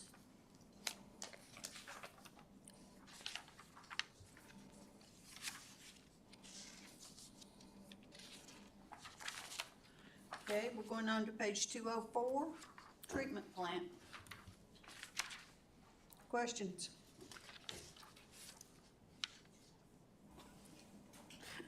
Yeah, I'll just make one comment. Treatment plant means all of our well houses. So it's, because we don't, lots of other communities take water out of a reservoir or something and then they treat it as surface water, so you have a water treatment plant. This is in reference to those 17 wells that we talk about on all of our tanks and stuff. That's the treatment side for this. Mr. Crafton? Thank you, Mayor. Do you want to speak to the other category here? There's two items in here. It's been up and down. It looks like we spent 34,000 last year. We're needing 65. Sorry, I'm trying to find some of the things that were in it last time. Oh, that's what my question was. So this year we have an EPA additional testing. Last year we had, for the $20,000 mark, the UCMR 6 test. So is there new testing we're needing to do? Shaking your head. Yeah. You wanna? I don't have the different tests memorized this year, but basically every year they come out with a new standard of, well, we need to see what's out there sort of tests. And so that brings a new regime that we have to fulfill. So we have our normal testing that we do every month that we keep DEC informed on. And then EPA came out and said, we want you to test for things like PFAS and other alien things, that this is this year's requirement to do that as a public water service.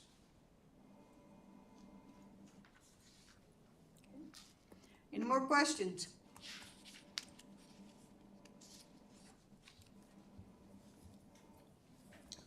Mr. Crafton? Thank you, Mayor. Looking at repair and maintenance here, do we have a new repair and maintenance? Because I was looking at last year and it didn't look much different, but a significant increase in cost. Yeah, so we have, the couple of increases are well pumps.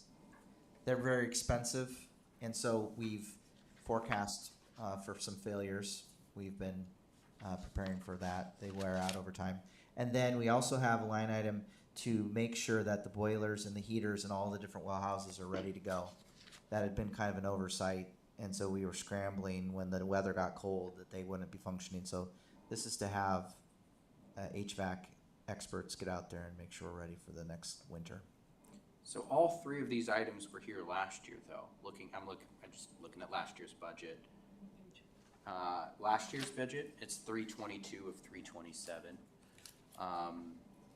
And they were $10,000 each. Now we're 40, 20, and 10. Yeah. So why the higher ask, I guess, this year? We've had to put off some of those replacements that we needed, so we've been kind of limping that along.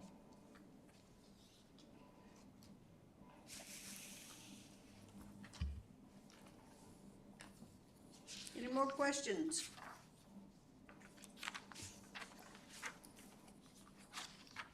Okay, we are on to the airport.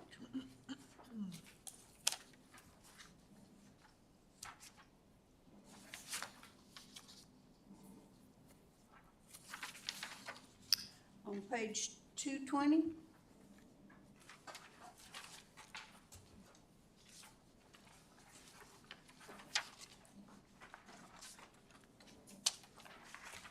Madam Mayor, I think we skipped a few. We have a distribution for water fund under Public Works on page 208.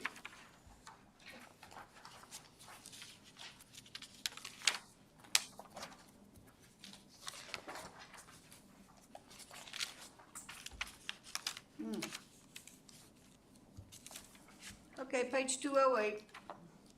Any questions? Eric, if you could just speak to some of the savings we're seeing under repair and maintenance and contractual services. What are we not doing this year that we did last year or needed it for last year?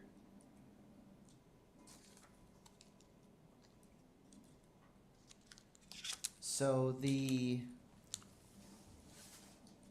main work in this, the increase has to do with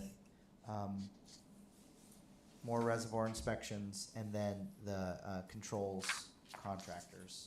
So we've been adding infrastructure or replacing infrastructure. I remember now. So we have this plan to increase our SCADA, and some of our facilities have such old PLCs, which is programmable logic controllers, that we can't update to the latest version. We're buying replacement parts on eBay. So the controls term contractor line item under contractual services is where the bulk of the increase is, so that we can get those parts replaced, and then we can use modern day SCADA. Thank you. Any other questions? Hearing none, page 220 is the general admin on the airport fund.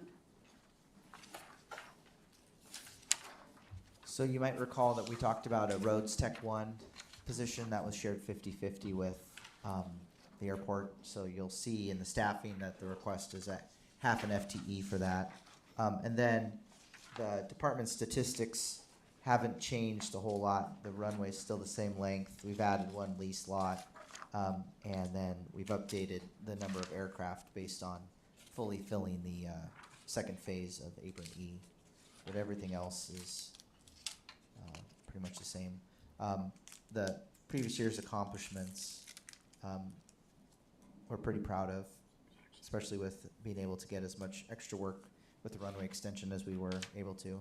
We moved 90,000 cubic yards of material. We appreciate council supporting that with the funding.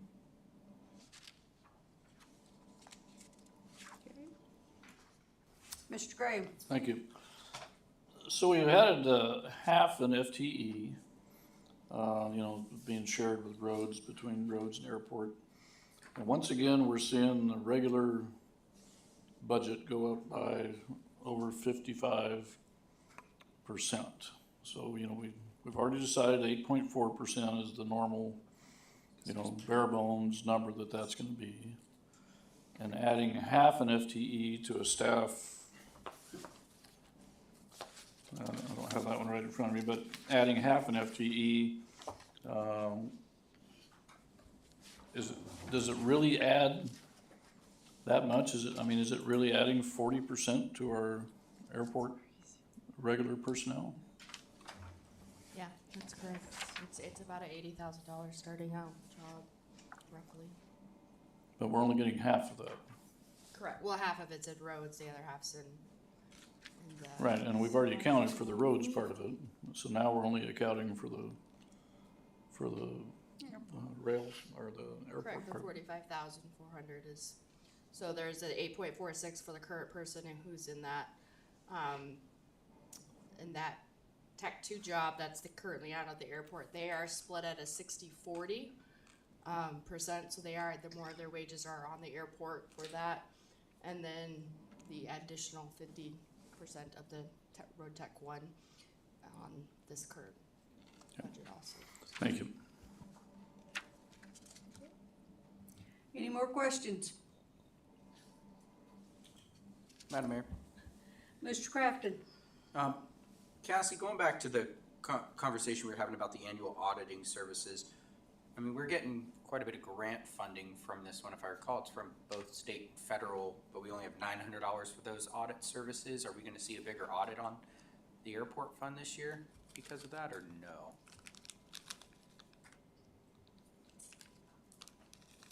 It actually is gonna be for this year, is where that actually will come out of, The 2025, so this 2025's. because we're spending, we're currently expending out. So we might need to be seeing an amendment here to, Correct. for that one. Cool, thank you.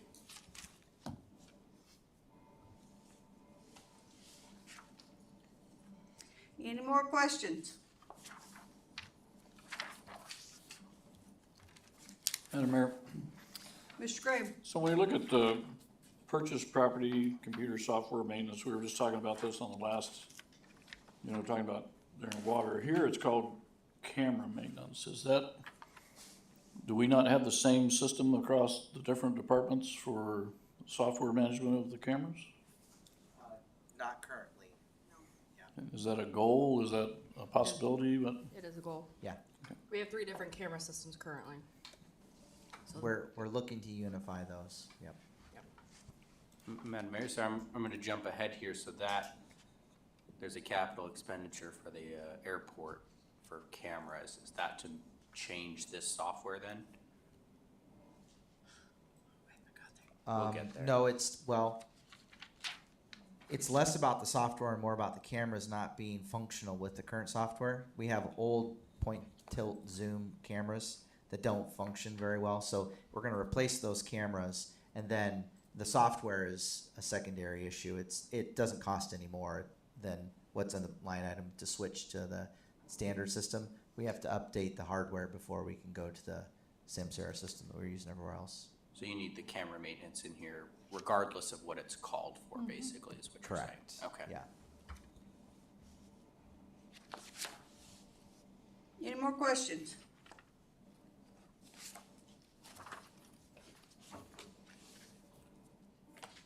Okay. We have already done the Menard.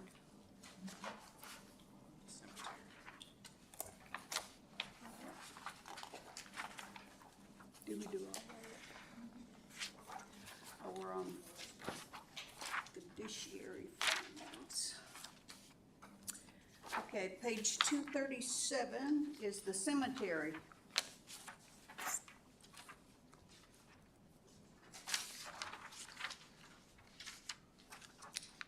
So I'll just walk you through some changes on this one. There's not a lot of changes. The only change that we have, with the passing of batons between multiple finance directors, we found out that during that, our kind of exploration, I should say, of code, it explicitly states that any interest that we earn off of the permanent fund cash that we have invested, that interest has to be transferred out of the cemetery fund and put into the general fund for maintenance operations of the cemetery. So we are 2 years behind on that. So that's what this $27,704 is doing, is transferring the interest out of the cemetery fund and putting it back into the general fund so that we can continue operations of the cemetery, such as the cemetery wall or the well pump repair thing that we saw earlier, and then also like guardian security to do their rounds, and then also for the porta potty that's there, and then also the,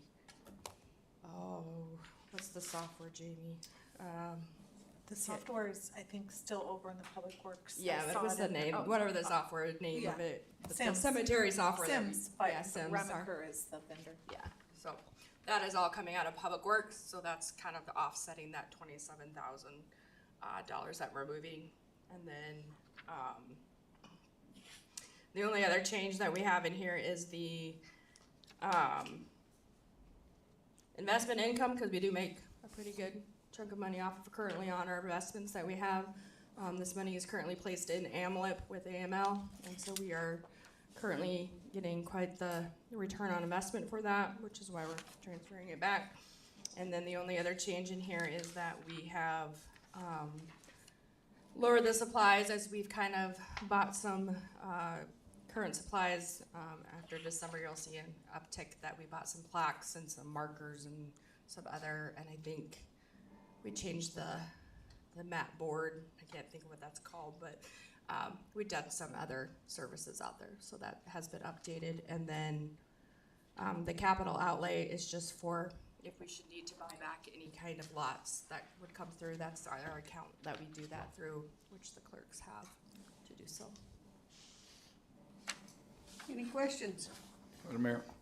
So Cassie, I think we all understand enterprise funds. You know, theoretically, we're gonna make them pay for themselves. What's the difference between an enterprise fund and a fiduciary fund? Because it sounds like if we're taking money from interest earned and moving it over to general operating. So a fiduciary fund or a permanent fund is just like the Alaska Permanent Fund. It can only, we remain and can keep the capital. So the actual balances that go in, that money has to remain in the permanent capital, and then any of that investments that's taken out has been used to offset the fees and the charges of that capital earnings that we have on that. It's basically treated the same way as the Alaska Permanent Fund. It's exactly the same. So we're not allowed to touch any of that capital, and only for the cemetery purposes and for a need of any kind.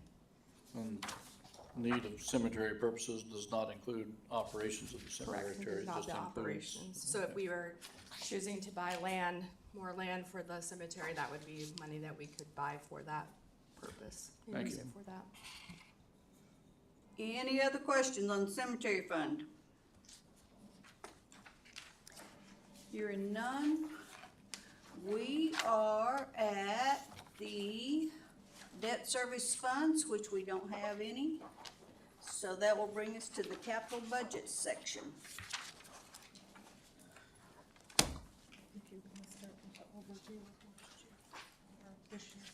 Yes.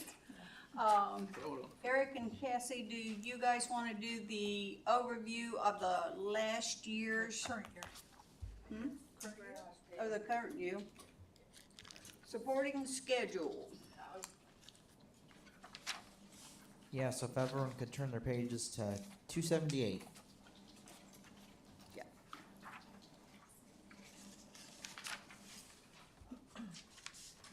$279. 278. Is it 278 too? Yeah.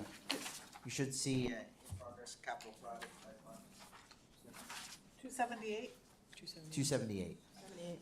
Madam Mayor, I have a question before we start. Is that okay? This does not include grants? Correct. Yes. Okay. This only includes capital money that, excuse me, that the city has invested in and that it is city funds. Anything that deals with grants of any kind, we have left out just due to the fact that there are grant policies and grant assurances that we fall beyond that. We can give an updated balance of those grants. This was just kind of us trying to figuring out a way to move forward. And so this was just money that the city itself has transferred into the capital improvement fund or other funds in order to do capital projects. So 2 cents, my that, 2 I, cents. if you want something different, just let me know. We were just starting No, something I out. think it's, that's why I was just clarifying it. I think it's awesome too. It'll be a huge if we did the grants right now, and they're always fluctuating, but I would love that breakdown at some point too, but this, like I said, to get us started, but eventually. and so this was the in progress. This was our available balance as of March 31st. And what this is anything that has been actually expended out of the account or it has been encumbered in the account. And encumbered is that we've written a purchase order for some kind of service, goods, or anything of that nature. And it's basically held those funds aside and allowing us the remaining balance to do as the project has been detailed out.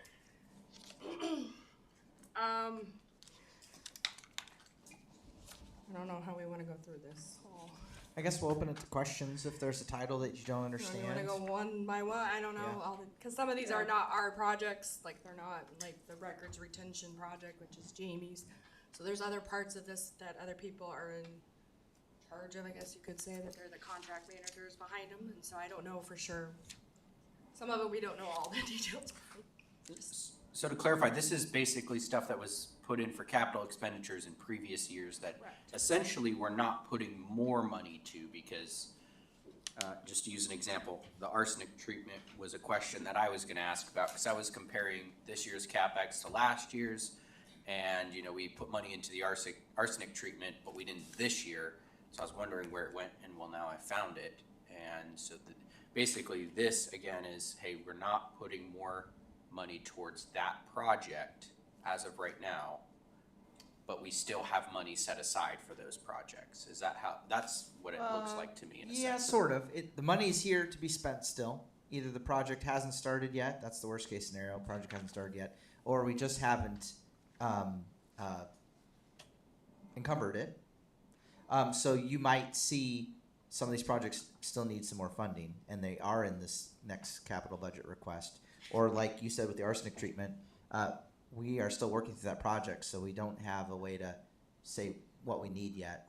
We just got a report on what we think we should do for moving forward, which we'll bring to you soon once we've digested it. So these are either in process or not started projects, and that the balances are listed. Or they are projects that have like reoccurring new appropriations every year, such as the oversized water main is one that we kind of do. Water repairs, sewer repairs, they're appropriations that we come back year after year and request more funding for when we need to do such. But they may not show up on this list because they've already been encumbered to a contractor already for those services. So, and some of these things have changed already because we've already had a meeting, such as like the Bumpass soccer bathrooms and the Bumpass softball and ball field. Those two have decreased due to the fact that we've now encumbered those funds for the CTX bathrooms.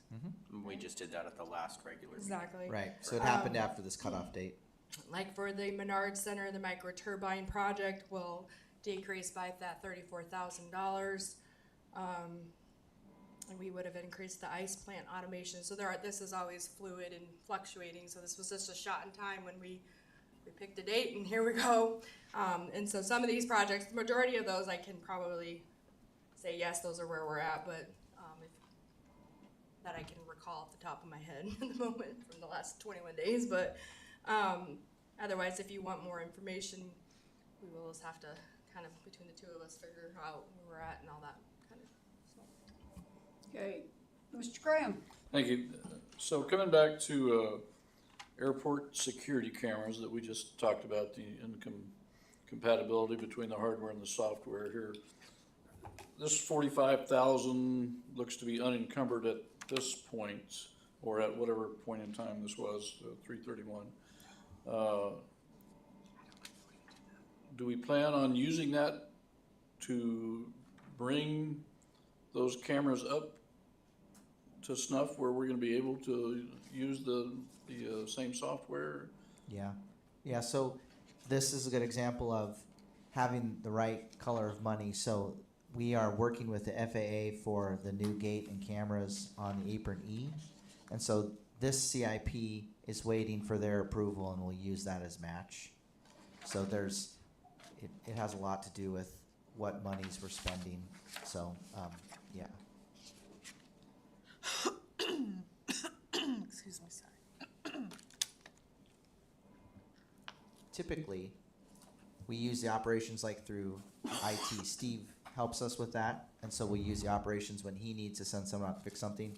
And then if we're having a separate contractor like through the Apron E project, we'll use the CIP because it goes against our grant, and we can use that in the reporting to the feds that we're matching their money effectively. And then the Nunley Park improvements, those were tied to specific projects inside Nunley Park. So Yes. since that plan has been abandoned without the council's approval, does that money just roll over? We have 5 years to use that, is that right, Cassie? Or? Yeah. Correct. We have 5.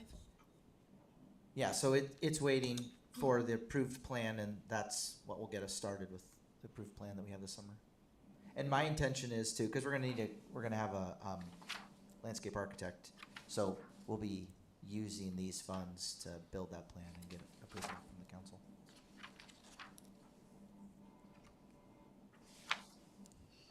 Any more questions? Madam Mayor? Yes. So I just want to make sure I'm really clear on all this. And let's just go back to the arsenic treatment. We appropriated money last year. It was the 40,000 that's sitting in the balance right now. So have you not started that project yet? We have started it. You have started it? Yep. Okay, So we have a report. So they haven't, so, it's a good question. I think, I'll have to figure out how we're paying for that study, but they've provided us with some guidance on which system to, pursue. So, I'm not sure what we wrote that PO to, but we can check that out. There's HDL. They have a lot of POs. Never mind, that'll take me a while. So with the 40,000 that's in there, so you're not anticipating asking for any money in the 26 budget? Correct. Okay, so then anything you're not gonna ask money for the 26 budget that we've appropriated funds for, even though it showed funding requests out for 27, 28, you did not put in the CIP list this year? So if we showed it out 27, our anticipation was to show it in 27. Does that make sense? There may be a break in a project for some reason where we Okay. come back later and say we're ready to ask for funding, but Okay, may I follow up with one more question, Yes. Madam Mayor? If you go back to the town site restoration project, it shows the 102,000 is left in the balance. And let me find where I had it on my list. Projects. And now I can't find it on my list, but, has that project been started? I'm not sure the status on the town site restoration. That's through the museum manager. I know that we have been supporting her with smaller projects, and I know that she's got a roofing project that she's looking to fund.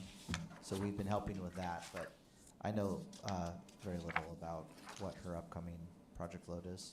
Because I believe that town site restoration project was not part of roofing. It was for a pavilion, for bathrooms, and pathways, and thank you. 197. Let's see, continue building improvements and amenities to the historic town site, including but not limited to painting, roof replacements, electricity, pathway improvements. It also includes a restroom and pavilion. And I myself haven't seen any of that part started, so it showed that we were going to ask, last year it showed we were gonna ask for 30,000 this year and 30,000 next year, and because I did not see it in this year's budget, then I had the question about what's going on with this project, you know, what has the money been used for so far, you know, kind of where we're at, and there's several projects like that in here that we don't show this year that it just kind of left open questions. We can get with Bethany and get you that answer. Okay, thank you. Kathy, I can tell you that we are talking with the Connect Historical Society as to who actually owns the buildings in the town site. So that's where we're at with who owns the buildings. And we also, for the bathroom, we also ask Matsu Health Foundation to match us on a grant, and they denied us. For the bathrooms. For the bathrooms? Yeah. And some of these projects that we've appropriated money and we don't see them, you know, it would be, I think it would be good, at least speaking for myself, to have updates on where we are with these projects. Especially when we get to the point where you're coming back asking for more funding. A lot of times all we see is that funding request, not what's, you know, from the very first appropriation to where we've gone with the timeline. You know, we get pieces of the puzzle, but we don't get them all together. And that would keep people like me from asking all kinds of questions if we had just that whole timeline of information with projects like that. Yep, we understand. Thank you. Madam Mayor? Mr. Crafton? Thank you, Mayor. So this back page, the 3.5 I'm reading at the bottom and change there, is that the entire, that's not the entire capital. That's just this one page, basically. We've appropriated $3.5 million in projects and basically not spent those dollars as of the 31st of March. And that's not included in the 6.4 million total budget? No. Okay. Those are all prior year Prior appropriations. year, so we're not factoring that into the 6.4, okay. They're sitting in accounts. Correct, yeah, right, Yeah. sitting in their appropriate places, ready to go. Sitting in their accounts waiting for either to be spent or to be encumbered with a contractor of some sort, or to be Are- utilized. Are we gonna go through all the other pages here, or are we just finishing up this page still? We're done for tonight? No, we're not. Yeah, we are. I got a question on page 259. Before we go through all the other ones that I have questions on, I need to clarify something here. So 259, information technology equipment. Multiple times while we were talking about operating, we were told about the $750,000 that we had set aside for technology replacement. This right here tells me we're gonna put another 150 in there. We're gonna need 150 for the future years. We previously only appropriated 146 and there's a balance of 30. This is confusing. You have to, in order to do this, we have to appropriate. In order to appropriate, we have to be, that's how we spend. So this is just giving us the authority to go out and spend $150,000. If you go, we have to have that appropriating authority. This is not part of the transfers, it's not coming from anywhere, it's coming from the fund balance of the 150, that the 150 is gonna come from the $752,000. That's what that means. Then why does previously appropriated say 146? Because Was that's it- currently what has been put out there for the current year. That is currently what has been appropriated, and he has fully expended that. That's why it's not on the current listing of in progress. That previously appropriated, if you go into your FY25 budget, that's what we appropriated for it. But we didn't. The difference between last year and this year is we're not transferring any funds from the general fund or from anywhere. We are just taking the money, and in order for us to spend it, we have to have it appropriated through an ordinance. So we're not adding, because the way I've understood this and read these in the years past, this 150 right here means we are adding $150,000 to an account, and the current balance is only $30,841, but you're telling me the balance is $752,000 and change. Yeah, you're unlocking. We're asking to unlock Yeah, $150,000. we're asking you to move of the $752,000, I'm requesting $150,000 to be moved over so that we can use it as a budget and appropriate it and spend it. That's what I'm asking for. And this is different than most of any of these other ones because we don't usually have a fund balance in prior years that we have not expended. That's the reason we're requesting this. But why does the balance say it's $30,000? Because that's what we currently have left of the 146,700. That's what we have left remaining of that. Not that, I don't have appropriating authority for the 752,000. Am I right, Gina? I'm trying to, yeah. Maybe through the chair to the council, so if she didn't have this in here, you correct me if I'm wrong, and Steve needed to, IT needed to buy some stuff, they would come back with an ordinance, and the ordinance would be appropriating $150,000 from the, correct me at any point if I'm wrong, from the, where are we at, from the technology replacement fund, fund balance to This where, I line don't know, item. wherever, yeah, to buy so it's. Like I said, it doesn't make sense, it's not normal, but we're trying to not have to, we're trying to appropriate It makes without having. sense, it's new to us, but this does make sense to me, the way she did it. So instead of a separate ordinance coming back. Saying we're gonna, so in this case, technically you're saying it'd be a contract award, right? Or however you spend the money. An No, it's- appropriation. An You know how appropriation. during the year, we have like close to, we have a lot, every meeting you'll see it's an ordinance, introduction, public hearing, appropriating funds from, usually it's general fund balance to pay for unexpected maintenance or, So that's what this is doing, is it's taking out of that 150 to put it into accounts, so Steve, or IT, I don't like to use names, so IT can use it. That- Cause when you approve the ordinance, the 25-25, if you go back to there, it will have $150,000 in there. That is giving us the total balance of that ordinance of 64 million, whatever it is currently, is allowing us to expend up to $64.8 million.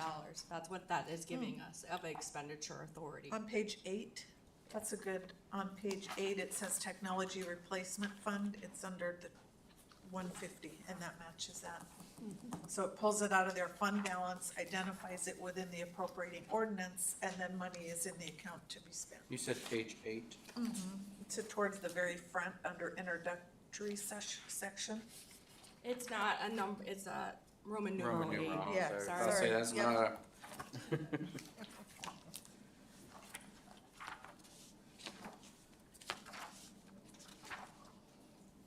So one more time, what was that on page 8? We're looking at what? Oh, technology replacement fund, that 150 under capital funds. So that's the appropriation there, which ties back to here. Right. Yeah. So all those amounts that we're going through and approving on the proposed budget, those all total into this dollar amount. And then this, when it is approved by council, is what's giving us the authority to go out and expend it either in salaries or contracts or whatever the case may be, whatever is approved in this budget book. And so what we're requesting on the technology fund is that this will be funded out of their fund balance, $150,000, in order to expend on technology replacement throughout the city. And Mayor, Cassie, Mayor, Madam Mayor, Ian, Councilmember Crafton through the chair to Councilmember Crafton, I think, and correct me if I'm wrong, like for instance, under the sewer fund, operation and transfers is just within the budget, and then that capital, I think, is all the sewer projects within the capital section, so that gives that authority to spend the money. And what this says in here is not telling you how, the 64.6 million is not telling you how it's being funded. This is just like the expenditure authority. So it's not saying that, you know, we're gonna pay $2.3 million for finance all out of sales tax. No, I understand what that Okay. is. This just was confusing me because you're saying your balance is 752,000, but the balance is not saying it's 752,000. And that's the difference in balance sheet versus your budget. A balance sheet has all of our fund balances, has all of our excess amount of money that we have sitting in reserves, and then your budget is what we have the authority to expend. So through the chair to finance director, so in my pea brain, I think of that 752 as like my savings account. That's how I'd operate at home. And then my husband and I have permission to spend 150 out of our savings, for lack of a better term. And you've got 30,000 left in your check. And then I'm guessing last year you guys gave 150. No, last year we gave 250, Oh, 250, but okay. it only says previously appropriated, and I mean, before that was 2024 at 104. So that's why I'm saying these numbers are looking weird to me. That I can't, That's why that I I'm- can't speak to. And then if every account is putting money into the general fund, or not the general fund, excuse me, the technology replacement fund, just same with like the vehicle replacement funds, isn't that how these are operating? Is it's, hey, every department puts a little bit of money into the main account, because when I look at the vehicles, they make sense there. That makes sense the way those numbers are looking. Vehicles are on page 254, where you're saying, hey, we want an additional 240, our current balance is 382, basically, we don't have any money in there. So we need to put $220,000 in there to be able to get to vehicle replacements, or that's, so, again, but sounds like it makes sense to everybody, so moving on, we'll have to talk about it later. I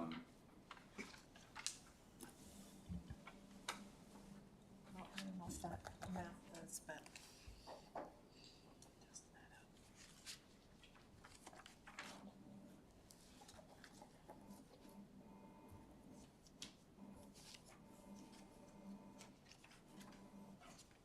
Any more questions? I mean, I I'm ready to roll through capital expenditures. I got questions on almost every single one of these items, so. We're going back to the beginning of capital expenditures. I'm on 245.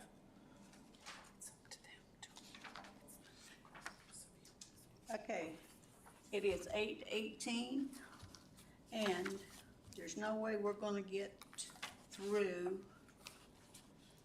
the expenditures, so to finish it up, so we can have the 28th, well, We have way too much on the agenda to continue. So through the chair, no disrespect, really, when we adjourn, we have in code, and I'd have to pull it up. I think we have to adjourn by, it's either 10 or 11, and we can only extend to the next hour. The motion to adjourn really belongs to the body, so.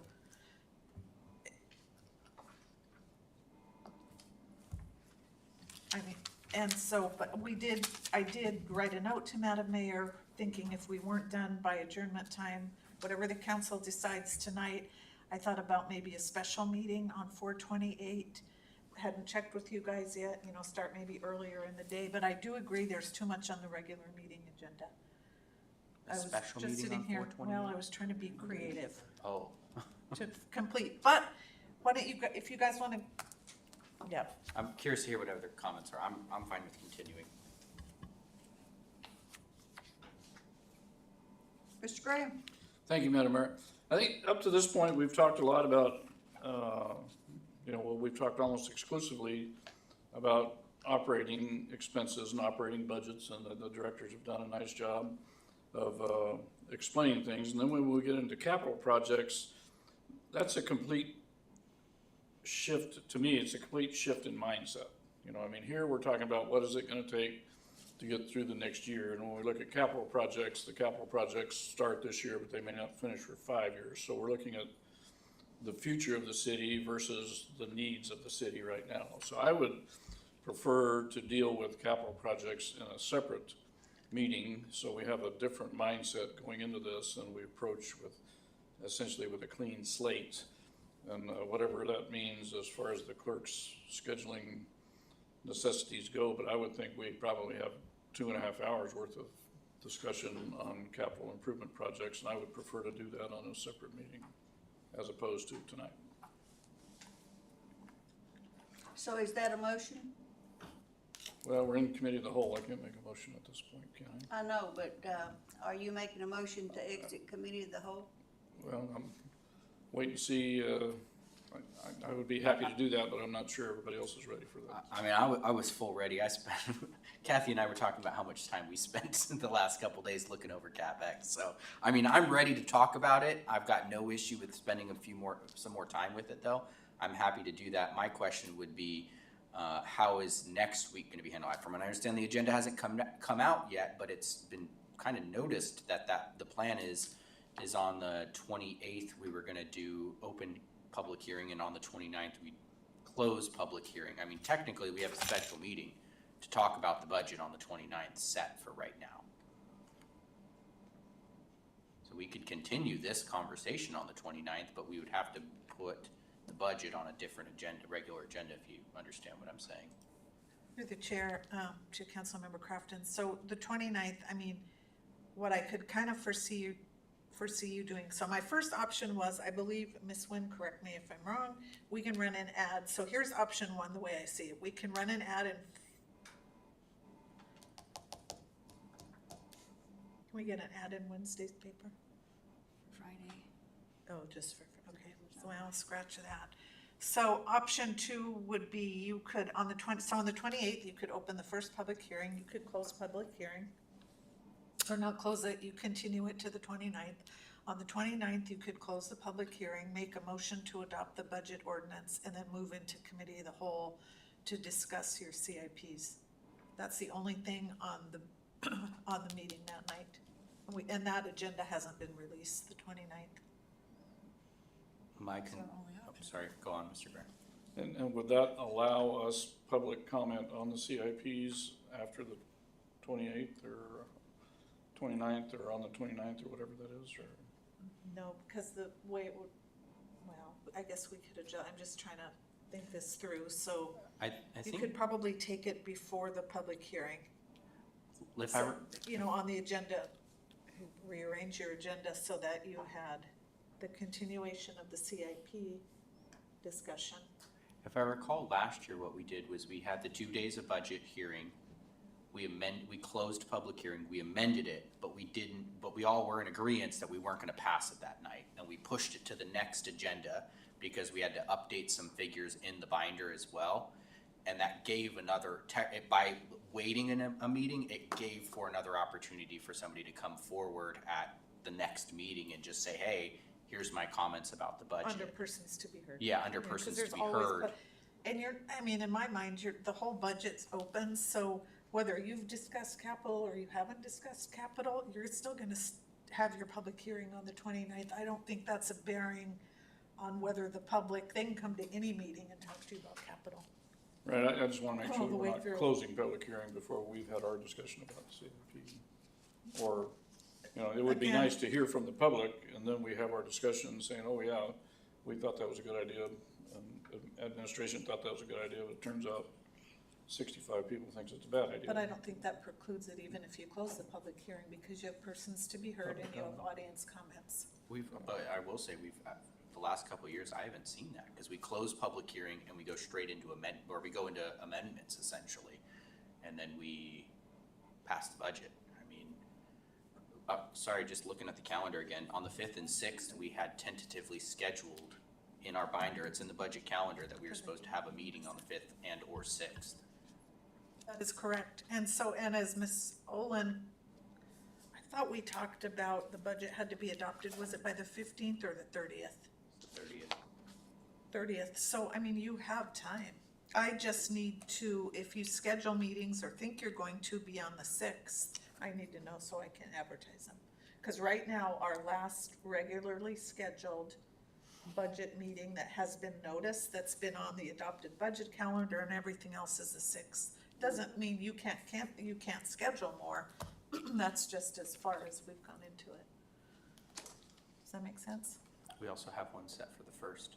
There's a tentative one on the 1st, 5th, and 6th of May that were put in our calendar that were told to us to be prepared. But we are kind of delayed because you also want to give yourself, if you're not even thinking about capital, you haven't even heard the presentation till the 29th, you know. Correct. Madam Mayor, I move to exit committee of the whole. Madam Mayor, I'll second the motion. The motion has been made and seconded to exit committee of the whole.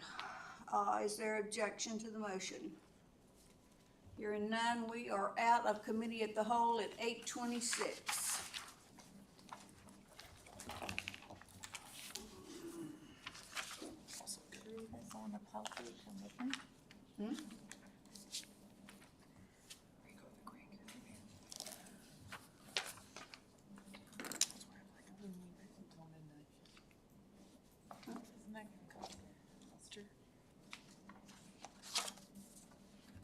So through the chair to the body, per code, the council shall adjourn not later than 8 PM and may not reconvene until earlier than 9 AM the next day. However, by an affirmative vote of the council, the meeting may be extended until no later than midnight.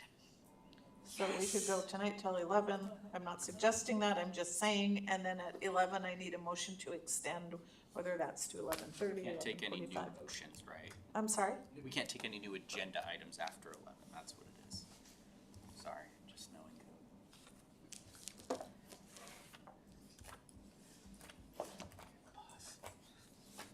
Somebody make a decision. Madam Mayor, Mr. Graham? I would suggest that the clerk's office and the administration schedule a meeting, a special meeting specifically to discuss the capital budget, meaning the department's presentation of the capital budget request and the council's discussion thereof in committee of the whole, so we figure out what that meeting is so that we know when to move forward, because we know on the 28th, we're gonna talk about the operating budget, which is what we've covered so far. Through the chair to Councilmember Graham, I can't, because of the frontiersman schedule, I can't today's already the 21st. So the Right, well, I'm soonest I just could saying, get looking something at the dates that, Mr. Crafton, the 1st, the 5th, and the 6th, that we pick one of those dates and hammer out the capital budget at that time. Okay, so then on the 28th and the 29th, then going into it, we're doing this as one package, so do you wanna cancel, well, no, the 29th is your second public We hearing. have to You're have just the gonna take 29th. it and adjourn. Yeah, we're basically gonna open it. If there's public comment, we'll hear it. If there's no public comment, we literally adjourn right away. I would say we go into capital budget at that time.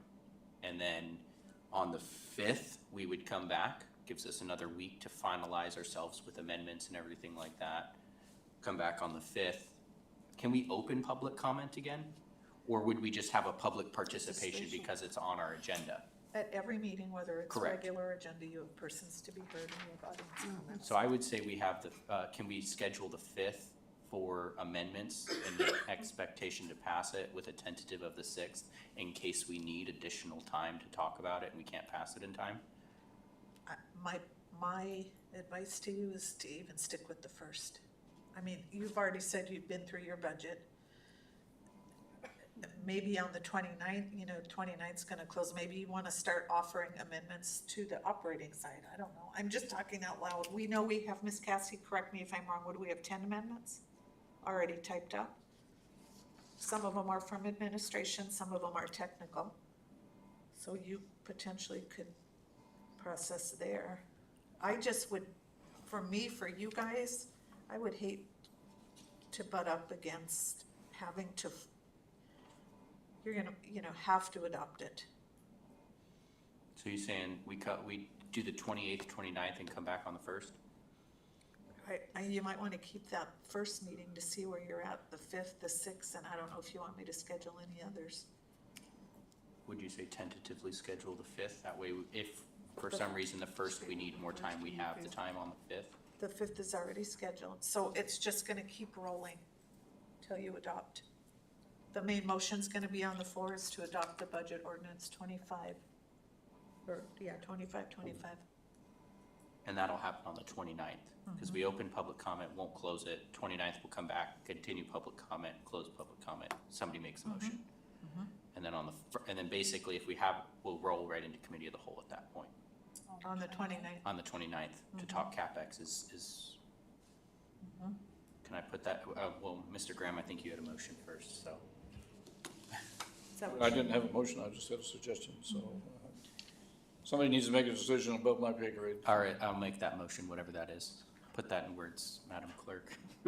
Well, yeah, you're gonna just give me direction, or you can do it we're sticking to the same schedule. The only difference is on the 29th, we're gonna add an agenda item, which is committee of the whole, to discuss the capital projects. And then, I guess at that point in time, you can direct me to cancel the meeting on the 1st. I don't know. We're gonna be talking about CapEx so long, I won't be ready to make amendments that night. So on the 1st is basically when I would be planning to make amendments, just thinking out loud here. And so if we get through all amendments, then we'd pass it, or push it to the next regular, just to give one more opportunity for public comment, like You we've mean done the in the back. You mean Go to the 20th.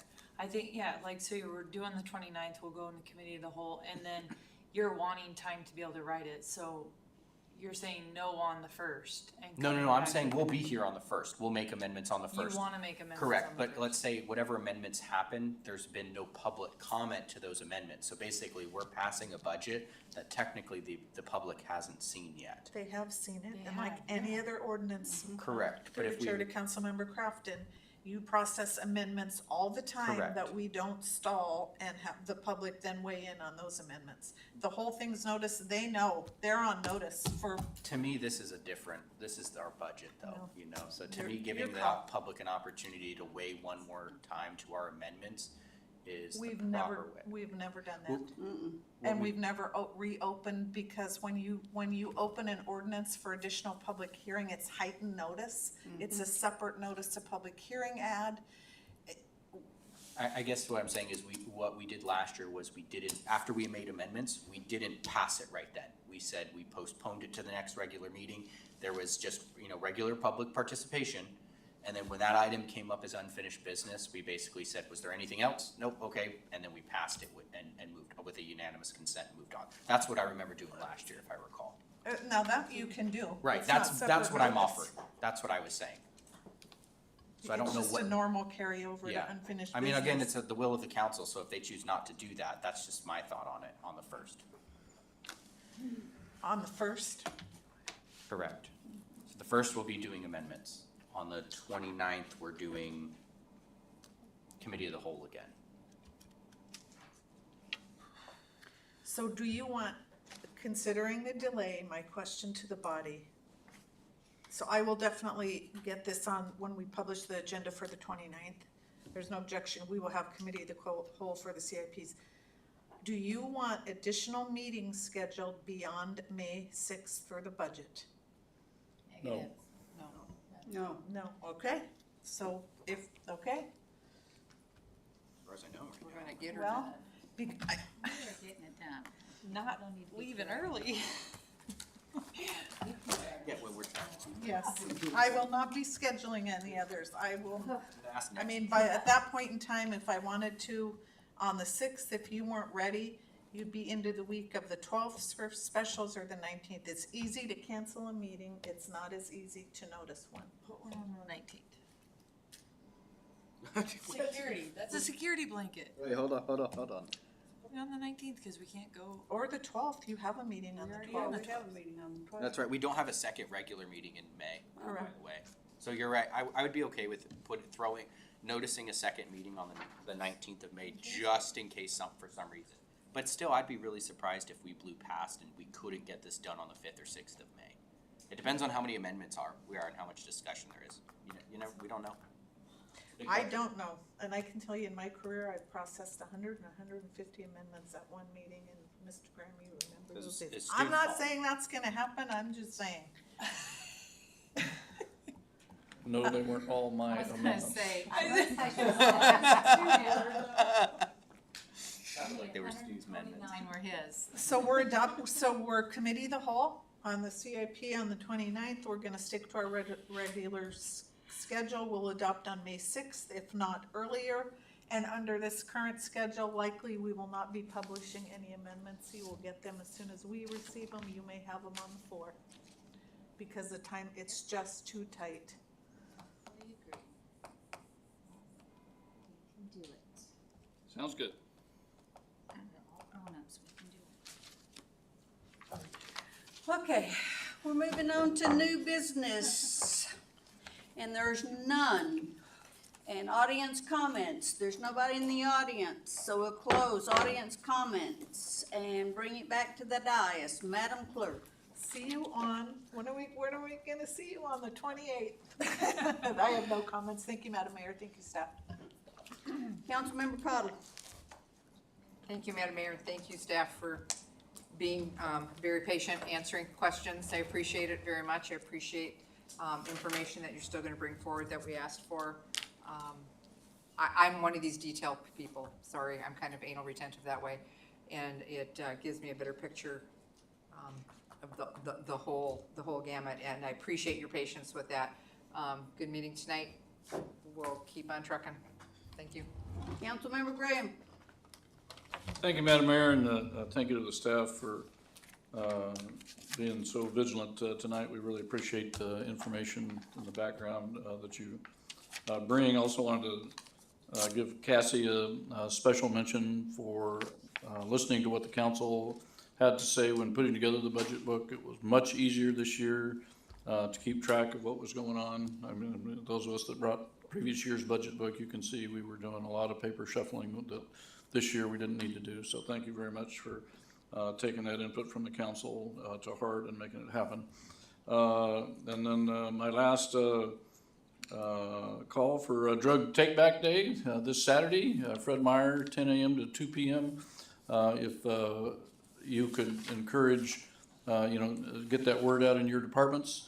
clean out, their medicine cabinets and get that word out to their friends and neighbors, and let's get all this crap off the street and hopefully keep, new stuff, from coming on there. So thank you all for everything today. Good night. Okay, Councilmember Rubio. Thank you, Madam Mayor. Great meeting tonight. Now it looks like we're going in overtime, so we're gonna figure this out for sure. Good thing we got a great team. And look forward to coming back on the 28th, 29th, 1st, 5th, 6th. I don't even know. I'll be here though. 19th, Thank you. Councilmember Crafton. Thank you, Mayor, and thank you, staff.